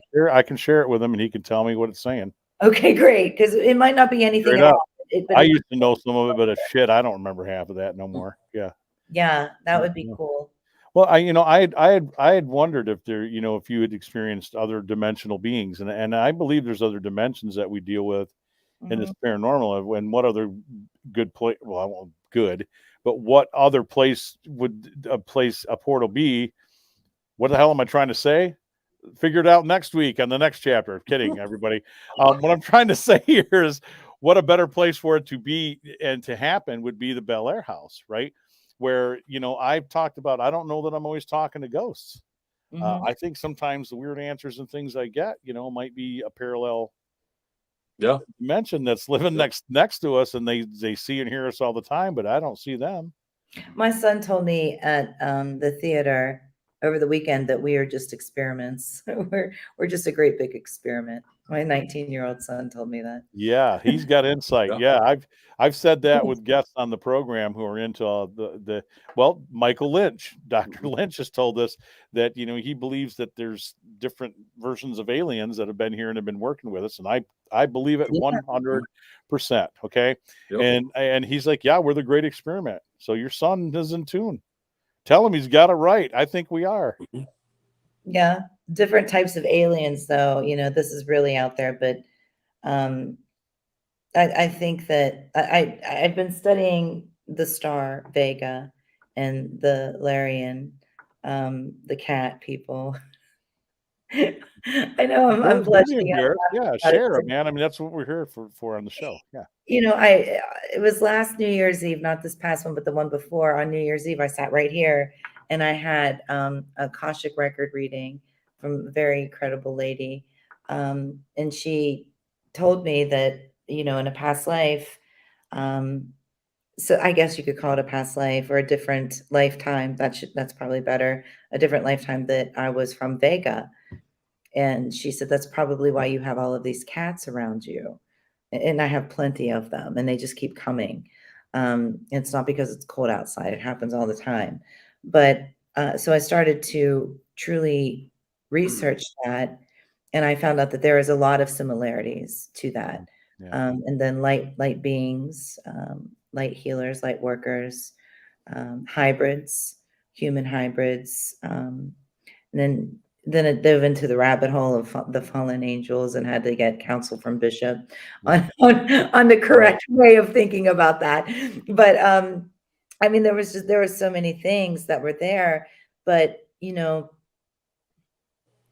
so much to put thought and mind into that you're bringing up, and I'm interested in all that too. I'm a deeper thinker than people give me credit for. And I'm with you on that because, we've had a guest on the show. I'm not going to mention her name, but she's bringing some of that up. And she's thinking, I just don't think that a lot of us, genetically or whatever the case may be, are really from here. I think that, modern man has been a transplant and experiment. And as you're alluding to, that you might be a descendant of one of these people. And it would make sense that you're drawn to things that you probably normally wouldn't be, I guess, if you were like the cats, and different things that go on. But I believe in that. I mean, why not? I mean, I just, to think that we're alone on whether it be a spiritual plane or a parallel universe or the universe itself, we're just egotistical if we continue to think on those lines. Absolutely. I'm not going to do it because, like you, I've had too many weird damn experiences that tell me otherwise. Yeah, for sure. Yeah, I mean, the biggest one, I think, I wrote a little bit about, I actually wrote a lot about it in Paranormal Confessions, but the editor and the publisher was like, no, we're going to put it down to a paragraph. But yeah, there was, speaking of different types of universal energies, it was a super full blue blood moon. I think it was 2018. I could be wrong if 17 or no, it had to have been after we made contact with the star people, but we were up in the attic of the Belair house, and this man named Gary came through, and he said that he lived in this cubby hole with 3 other slaves that lived with him, and they were scared to come out of the cubby hole because there was an evil entity that lured his son to the window in the attic, and he jumped and plunged to his death. He was 4 years old. I asked Gary what his last name was, and he said Hetherington. And that didn't make any sense because in my mind, knowing the history of the Hetherington family, I was like, there was no Gary Hetherington. But come to find out later, if you were a slave, you took on your home's last name. So that made sense to me at that point in time. But I became very emotional during the session, so emotional that I was asked to leave my own house by another investigator. And thank God he saw me like that, because you have to have somebody that has your back like that. If you become too emotional and you say stupid things like, you can go throughout the house, you can lay in the bed, you can eat all the food that you want, you can go home with me, get the fuck out of the house. What the hell are you doing? You can't say that, So I left, and a couple months later, this man rings my doorbell at my apartment where I was living. And he said that he wanted to look at the apartment below me, and he couldn't get a hold of the landlord. So he thought he'd just knock on my door. Well, I answered it, but he said his wife was next door, because I lived next to Dr. Sarah, who delivered babies. And he said his wife was next door. She was 4 months pregnant. And he just wanted to get in. So I got a hold of the landlord, and I said, there's a guy here. And I asked him what his name was, and he said his name was Gary. And it didn't hit me, not at that point. Yeah, No, not yet. But so we went on our merry way, and later my son, the school bus dropped him off, and we had to rush to get him to bowling practice. And we opened up the door, and here's Gary and his wife standing on the porch again. And they said that they were there to see the apartment below us. And I walked him around back, and Gary put his arm like on my shoulder, and he said, Kristen Lee, we are eternally grateful for everything that you've done for us. And I'm like, first of all, how's he know I'm Kristen Lee? Okay. Nobody in this area knows that. And then I just, Lane was crazy. He's like, I'm going to be late. So I jumped in the Jeep, and, I had to pull over off of the interstate, because it hit me at that point while I was driving that it could possibly be Gary from the Belair house. And I had taken his phone number. And during the session at the Belair house, he'd said he was from Florida. And he said his wife was, Milano, and she was clearly light skinned. So I dropped Lane off at the bowling alley, and I Googled the area code in my phone, and it came up Florida. So, I mean, it was just such a powerful, and just the head to toe chills, that confirmation that it probably, you were not making it up, like this is probably truly Right. happening. So that really hit me hard. But then, the people that I was with, I ended up at this little restaurant pub, while he was at his bowling practice, and calling them and talking to them and saying, what are the chances that this could be actually Gary, and why? And there were, for years, they were just like, it was just confirmation, confirmation, confirmation. And I'm like, well, what the hell kind of a confirmation is that? And then finally, just recently, it hit me that it was confirmation that they transitioned and they were able to jumpstart their life again. Like but is it the ego? Is it the psyche? Is it the ego that makes me think that, why the hell would they want to let you know? But then here's the other spiritual side, is almost like, respectfully, you respected us, you helped us, so we're coming to let you know that we move forward. Which one is it? You see what I'm saying? Like, how I do do. you even measure that? Like, I don't know. And that's just, it blows my mind. It really, it blows it. I've had something happen to me and Bob that we show on a documentary. We had a group of film students that took the audio from an incident that we had happen to us, and I still talk about it to this day. And the portal thing, you mentioned about all the portals that you have in the Bell House, and I was never kind of that portal believer. I wasn't sure, because I'd worked a private case where he told me there was one in his closet, and I did have some stuff happen, and that's a whole weird ass story. So when I have you on the next time, we'll talk about that. But so Bob and I are at this house, and as we're doing this ghost box session, I'm asking this guy's name, and we get multiple voices, like blood-curdlingly screaming at us, screaming. And I remember sharing a look at Bob for a second or two, like, I'm ready to run out the front door. and this is after I talk about how big and brave, and I'm gonna go after this stuff. And I remember talking about it for days after that too. And I've never had it happen since. And this house had a history, and weird things happened when we were there. The water was turned on not only upstairs, but was turned down in the basement, trying to flood the basement on us. So I get what you're saying. There's a lot of weird things that change your perspective. Yeah. In paranormal, with incidents that may happen to you. Mm-hmm. Like I said, with the touching thing, that's one of those key things. So, I mean, your communication when you have groups in here, and I know we're getting towards the end here, the communication that you have with these individuals and stuff. I mean, I want to figure out how I'm troubled by how I want to formulate questions without offending you. No offense will be taken. I'd like to hear that. I mean, yeah, Bob will be the offensive one. Are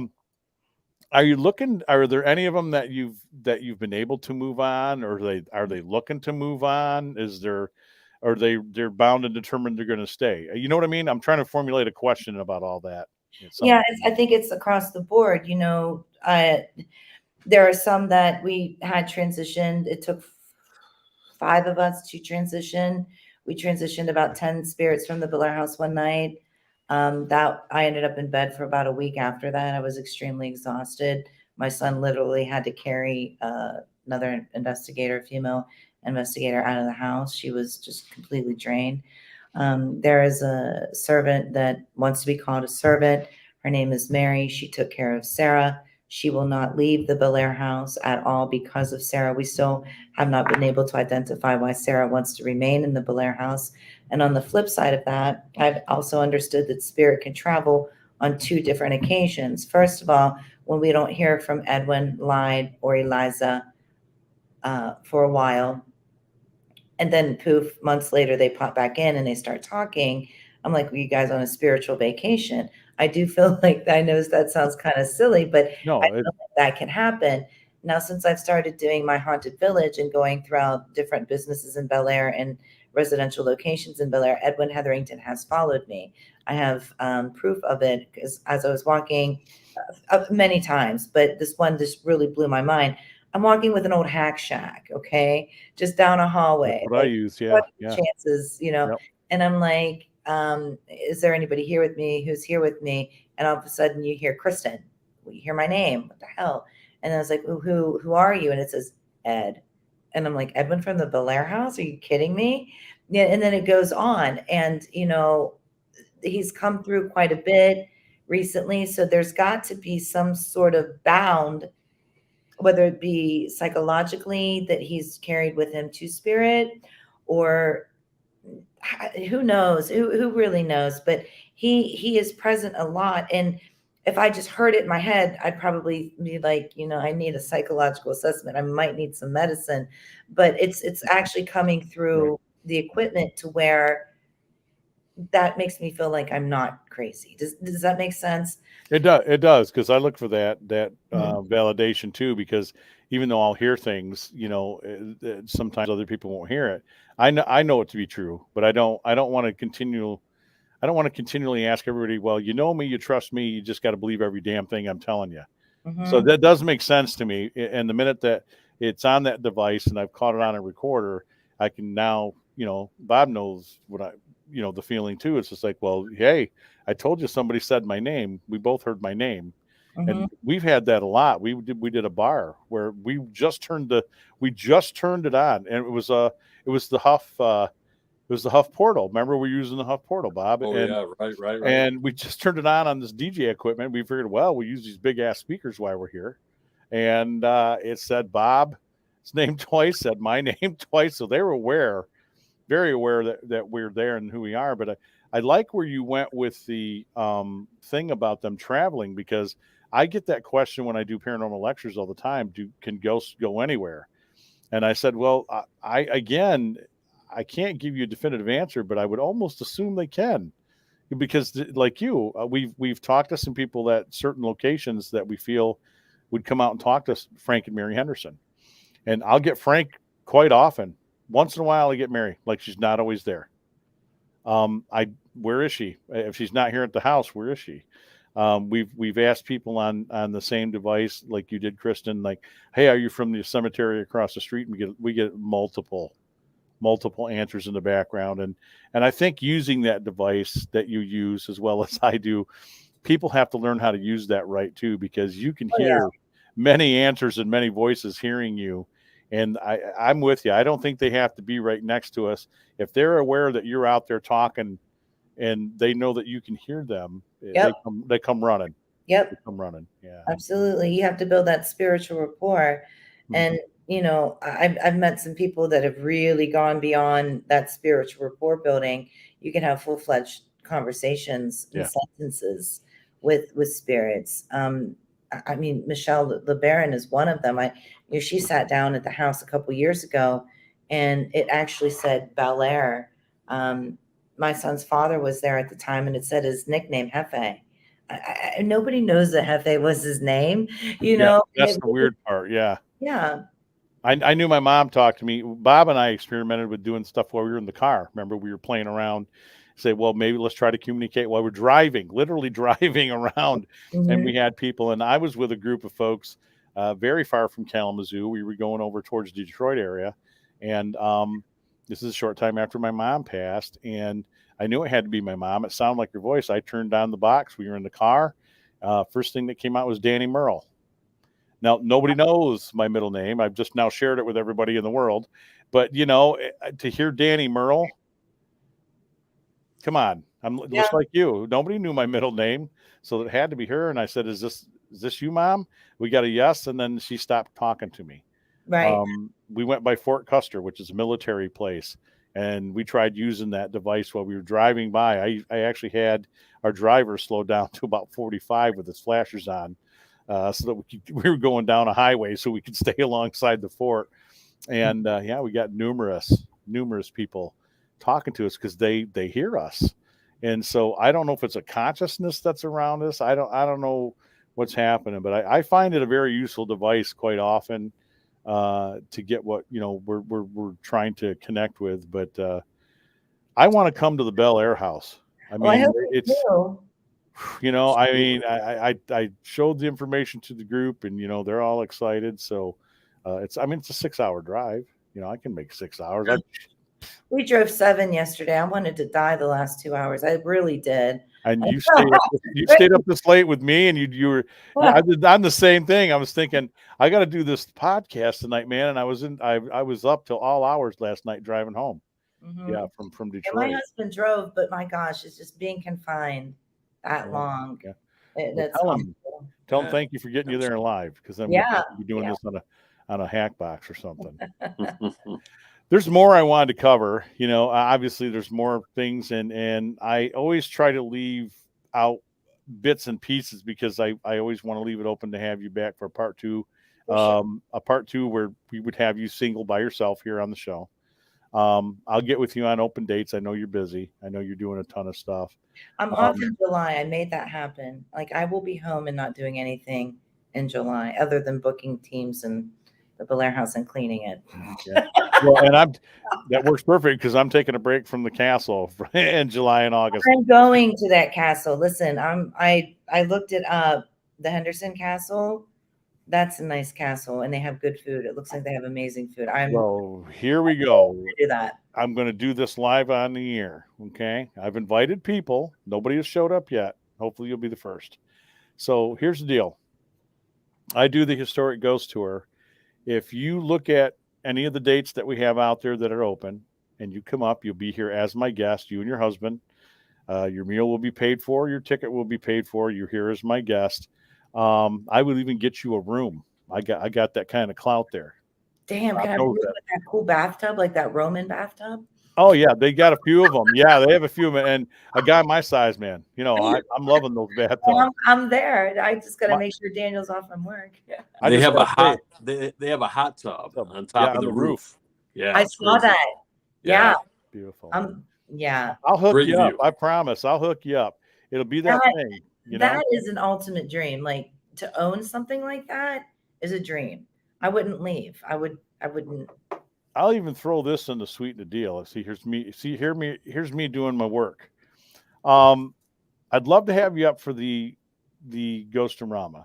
Okay. And I know that we had a conversation offline. My trade out, like I said, I was going to, offer to have the band put up at a hotel. I will put you up at the Henderson Castle overnight. I mean, you have to drive from the castle to come out to the event. It's only from 1 to 7. If you want to stay later, that's cool. We're talking the 19th or the night of the 20th, 2 nights. I'll get you 2 nights for a room. If you guys make the drive up here for the August 20th gig, I'll set you up with the number 1 room. You'll have your Roman tub. It's on me. It's on me. I am best friends and I am like brothers with the owner. This is why I do the stuff that I do there. Francois sponsors this show and is just a generous and beautiful person. I'll hook you guys up. I promise. You come up here. I will hook you up and I'll even make it to where you can investigate the house the night before if you want to go through the house. Oh, wow. How Yeah. much more do I need to sweeten the deal? Come on. Nothing. Absolutely What else nothing. can I do? Hell, Dan will cook the meal himself. Oh, I don't want to kill him.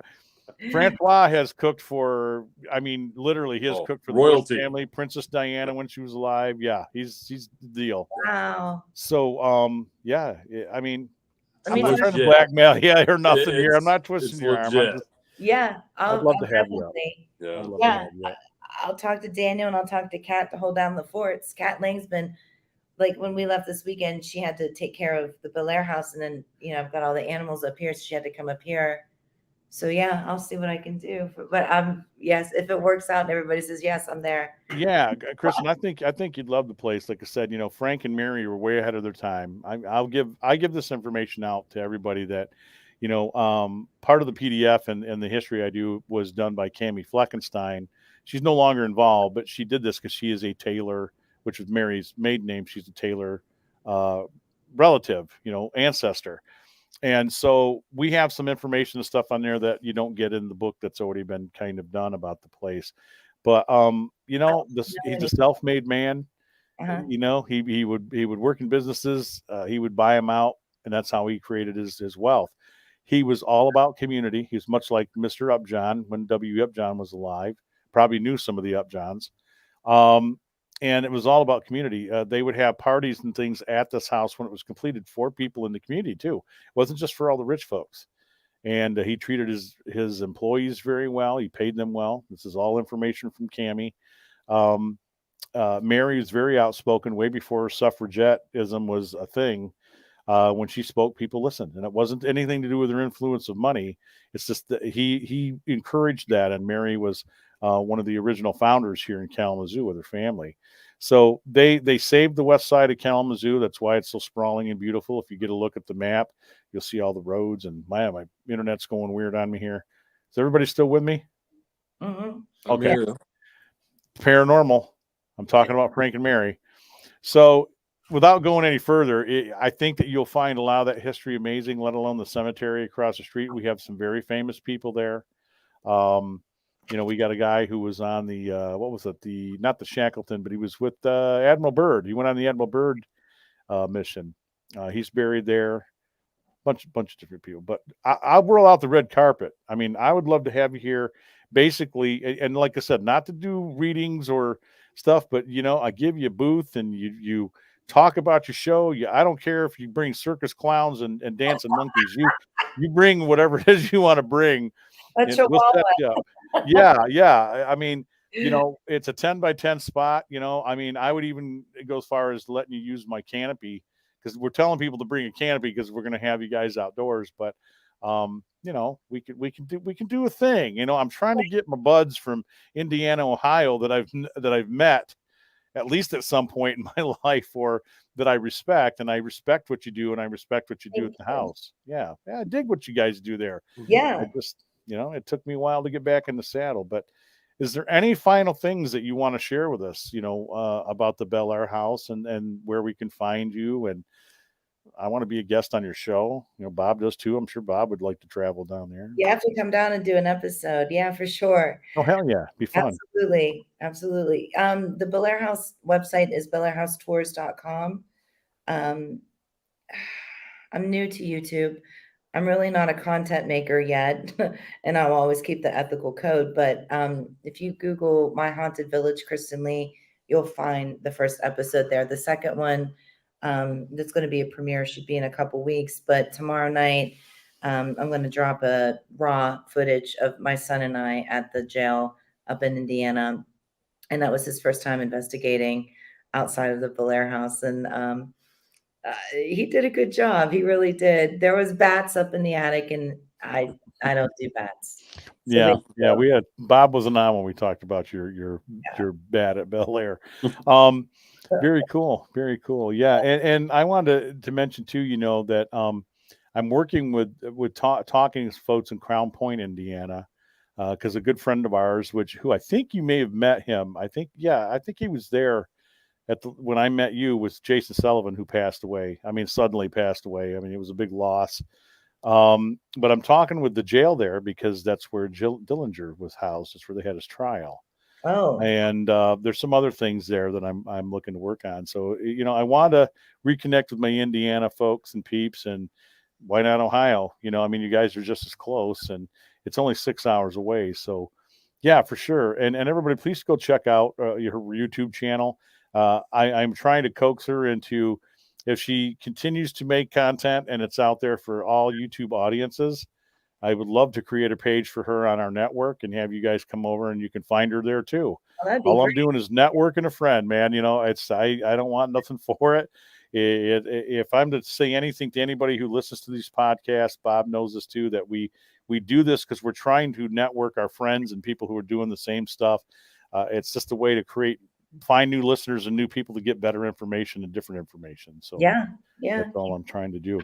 Well, you have been just a wonderful guest, and thanks for double-sidedness. I'm sorry that his phone died. I wanted to talk to Michael more about Mothman. So we're going to have Michael back on, I promise. Don't everybody fret. Don't everybody get worried. Send me hate mail. If you do, send it to Mike McKelly at 1077, because he's not there anymore. But it was cool to see Bob jump in, because Bob has been gone for a while. He's been busy with life and things. And that's Bob Scrubs Penny, baby. Been doing this since 1992. That's the man I get a lot of information and I look up to. For sure. A long time, man. way longer than me. Although my first Ah. EVP, Bob knows, I think I caught in about 1989. That's a whole lot. So, dude, I would count that. So I think I would say since '89. On If get you this, got that Kristen. Yeah, it was on a boom box with a Wait. condenser mic. Still, man, that's Am I dating all of us? Yes. dude. That's Had a cassette freaking- tape in you it. were way ahead of your time, dude. I just whipped out the old recorder. I bought one off Right. of Amazon to do Yeah. EVP that way now. Yeah. Right, Yep. right. I like We- the old reel to reels, man. The old, Bob and I tell the people micro all the time. cassette tapes. Yeah, Even you don't have to recording buy studio. yeah, you don't have to buy all this crazy stuff. No. You know, I still have one. Bob's got one in his equipment. I got his equipment right over here. Yep. Some Oh of his- yeah. some Tape of his recorder, equipment because absolutely. we've joined forces. But yeah, I had a tape recorder, a VHS, with an and a external camera. microphone, Yeah, you know. Yeah. yeah. It is funny when I still look at it sitting over in a corner. I'm thinking, you know, I did the USS Silversides with one camera and a VHS tape, and I caught stuff that we put on TV that I didn't think we'd catch. And I didn't have digital cameras. I didn't have all the No, fancy schmancy. Polaroids, man. We took a lot of Polaroids back in the day. Crazy business. And then they quit making film, and now they're making film again. But they're Yeah, really my daughter expensive. bought one of those. She's taking it. Yeah. So, yeah. Yeah, But they're I really got one for expensive. My daughter-in-law. Yeah, she wanted one. I bought her one.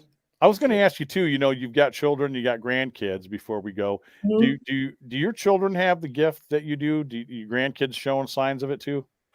Well, I'm not allowed to talk about my oldest son and No his names. I'm just asking if you my feel they have- youngest son. He's very open with it. Right. Lane, he is. I mean, he works for a psychic company. He's very, very Oh, cool. intuitive. Very cool. My oldest son, yes, absolutely. I think that's all I can say. Okay, no, I get it. I get it. I understand. We don't want no crazy ladies approaching them and saying, "Hey, I know everything about you." We don't want that incident going on. I wanted to ask you because I was picking up this name the whole time that you've been on the show. Outside of the thing that went weird with my head, maybe this is part of it. Who is Robert? Do you have a connection to somebody at that house named Robert? Not at the house, but there was a man named Robert that passed down his psychic company to my husband and I before he transitioned. Now, was this a balding man? I would say that he would be wearing. I always get this from the older folks, but it's almost like I'm not going to say Dickie shirts, but they're like those really thin greenish and white thin dress shirts. Always a short sleeve shirt, From Florida. brown belt and green pants. You met him, right? Does that sound familiar? We talked a lot through the internet and like videos, but I never met him in person. I just was very ethical as a psychic, and I didn't steal his clients. Yeah, It's the only psychic that didn't do that. Yeah, I almost smell his cologne too, and that's weird that I get this doing a podcast thing. Yeah. But his name, somebody named Robert, and His he's- sister's name was Elsa. She ran it too, and she transitioned before he did. oh man, yeah, and he's aware of what you're doing, obviously, Mhm. but he keeps pointing at something, and I can't see what he's pointing at, and it's something to do with you guys, and it almost say something about a floorboard or something to do with your porch. There's something going on with your porch, and he's pointing at something on your porch. This is Dan doing a reading here live on the show. I don't do this often. Bel Air It's House. not- Porch but- is but where we Do live. It's you the have Bel to Air. walk It's the Bel on Air your house on porch the to get porch. into your house? Do you have to walk on your porch to get in your house? And the Well, Bel hey, Air. there you go, man. No, I'm just kidding. Oh yeah, I get it. Yeah. Well, obviously, yeah. No, there's something that has to be repaired or looked at. I see steps. Did you guys, when you got this house, was there a section of the house? Because I see him kind of giggling. He's laughing that, when people used to take plumbing and they would make freaking handrails out of it. You know what I'm talking about? Yes. Like, yeah. Did you guys have to remove some of that and redo something? Did you have some concrete steps or something that you had, or maybe Yeah. you built over them? No, we actually used the I don't know what it's called, but when I had back surgery, I couldn't get up and down the steps, and we had to use a pipe to make. Oh. We're MacGyvers, and we had to do that for the hand railing. It was actually a pipe. Kristen Lee MacGyver. Okay, well, I don't know. He's laughing at that. He's getting a kick out of it, but he kept saying Robert. He's pointing. I'll leave that to you to figure out. I don't know what the hell else, but I don't know what. That was just the weirdest thing that happened with you. Again, I didn't want to freak Mike out when he was on, but you grabbed your crystal, and it's almost like that pink thing. See, there goes her lighting again. It's got to be your camera. It's your camera adjusting. But, Yeah, See? yeah. Yeah. Oh, yeah. Okay. All right. Damn it. Remember that time yeah. Okay. Yeah, the one guy we had on. We're like, There's what a- the hell? Yeah. I'll leave it at that. But I wanted to thank you for being on. I know this Well, thank isn't like a you. traditional interview, and it was all over the place with It's fine. smart I love ass tracks it. and comedy.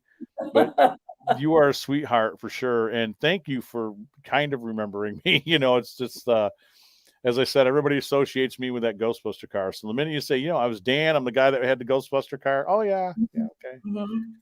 it's all Yeah. good.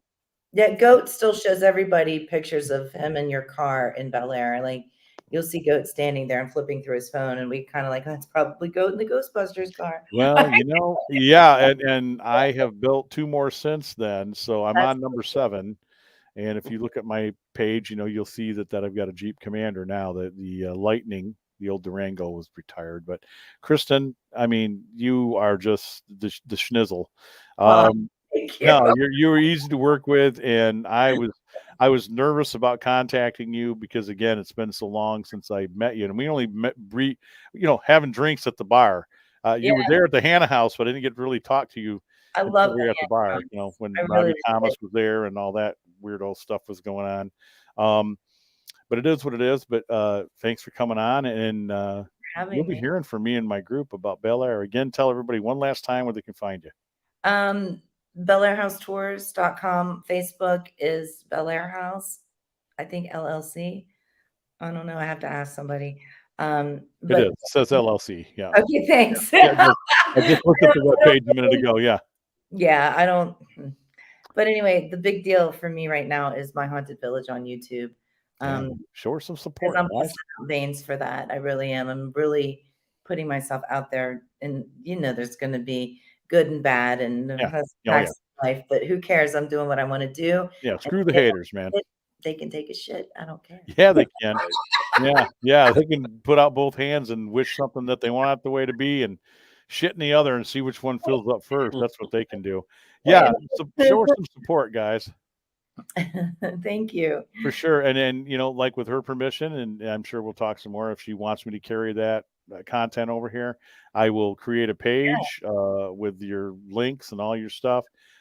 It's free to the public. People can come to my thing. You can see it scrolling at the bottom if you're watching this, but I'm going to tell you for the audio audience, it's www.unrestrxtdparanormal.com. You heard me, unrestrxtdparanormal.com. You would pronounce it unrestricted. And that's my network, Bob's network. You can come on over and see the content we've got. You'll find Kristen Lee over there very soon, I'm sure. I hope.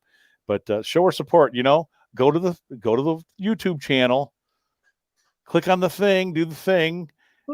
Subscribe, support, help her out, and everybody give her a round of applause silently. I know I am, but Kristen, Thank it was you. good to see you. Just a beautiful woman. And tell Daniel again, I'm not hitting on you. I'm happily married. Got a beautiful, beautiful wife there. Everything's good. And I look forward to watching more of your content, and get with me about coming back on the show. And this time I will not double book. I promise. That's okay. We'll have you on by yourself, and just thanks immensely. And Bob, God, dude, I am like seventh heaven seeing you back on the show. Hey, I didn't know man, what to well, do. thanks for letting me come and help out the last I'm glad you did. 40 minutes. Yeah. Nice to That's meet you, awesome. Kristen. I've heard so much about you. And the Believe Bel Air all of it. Believe all of it. I'm the biggest BITCH in the world. Believe it. I'm only that way when women flush tampons down the haunted house toilets. Oh no. Oh no. Yeah, that's a Oh, big man, no-no yeah. in anybody's toilet. What are you doing? What are you Yeah, doing? Throw them in the plumber. basket. Let me Saturday, ask you as a woman. I'm going to ask you as a woman. I ask this of every woman. I almost forgot. I go into I used to clean movie theaters to pay my way through art school in Tucson. That's where I got my first EVP in this haunted theater, Park Mall, Broadway Street, which is Old Tucson Trail. Went right through Tucson. So we'd go in to clean the women's bathroom. And then when I did corporate security stuff, I got to do bathroom checks, locking down the building, make sure no one's hiding in the toilets, God forbid. I would find little pieces of toilet paper on the floor. And I couldn't figure out, like, are you sitting there only in the woman's bathroom? Are you sitting there and you're like, doot, doot, doot, doing the He whole loves me. He loves loves me me not now. thing? He loves me. What is that? I don't know. I want to explain. He used to clean the bathrooms when he worked at McDonald's, and he said that women's bathrooms are the most foul thing he's ever Oh, done. yeah. Oh yeah, yeah. I hear I'd that. see pee on a sometimes, guy's yeah. toilet seat, but yeah, I'd go to you Yeah. were right. That's sad. That's sad. But I did have a person tell me one time what they thought it was. And please, okay, everybody earmuffs if you got children in the room. He's like, well, I know what that is. I'm like, what is it? Now, this is the projection guy at the theater. He's like, it's clitty litter. So, on that terrible joke, Oh, we're man. going to say goodbye to Kristen, and she's going to be back some other time. Hopefully, I'll have better jokes. And Oh, thanks for being on. Mm. And you are listening to the I Want to Believe radio show, and Bob Scrubs Penny is with us. Elmer was with us on the first part of the show. And please go check out HendersonCastle.com. Please do that for me, please. It's such a beautiful place, and I want Kristen to come see it. I want her to talk to Frank and Mary. It's a positive place. If you come in there and you feel something bad, you brought it with you. That's all I'm going to say. Gun Barrel Coffee. Okay, gunbarrelcoffee.com. You've had the rest. Please drink the best. It's out of Batavia, Illinois. Go to their webpage.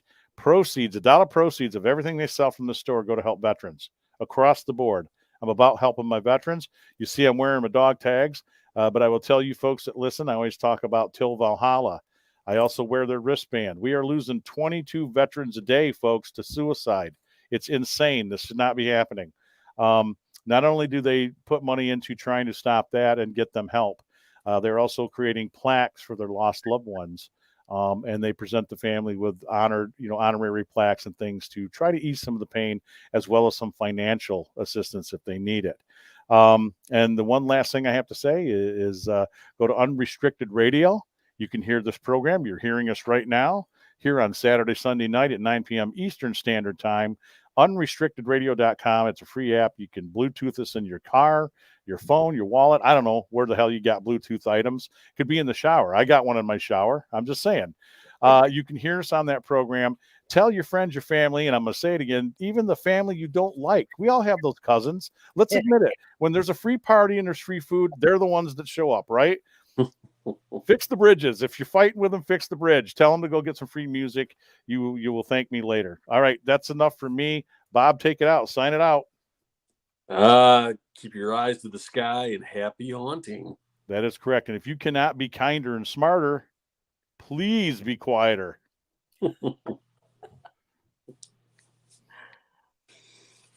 And like that,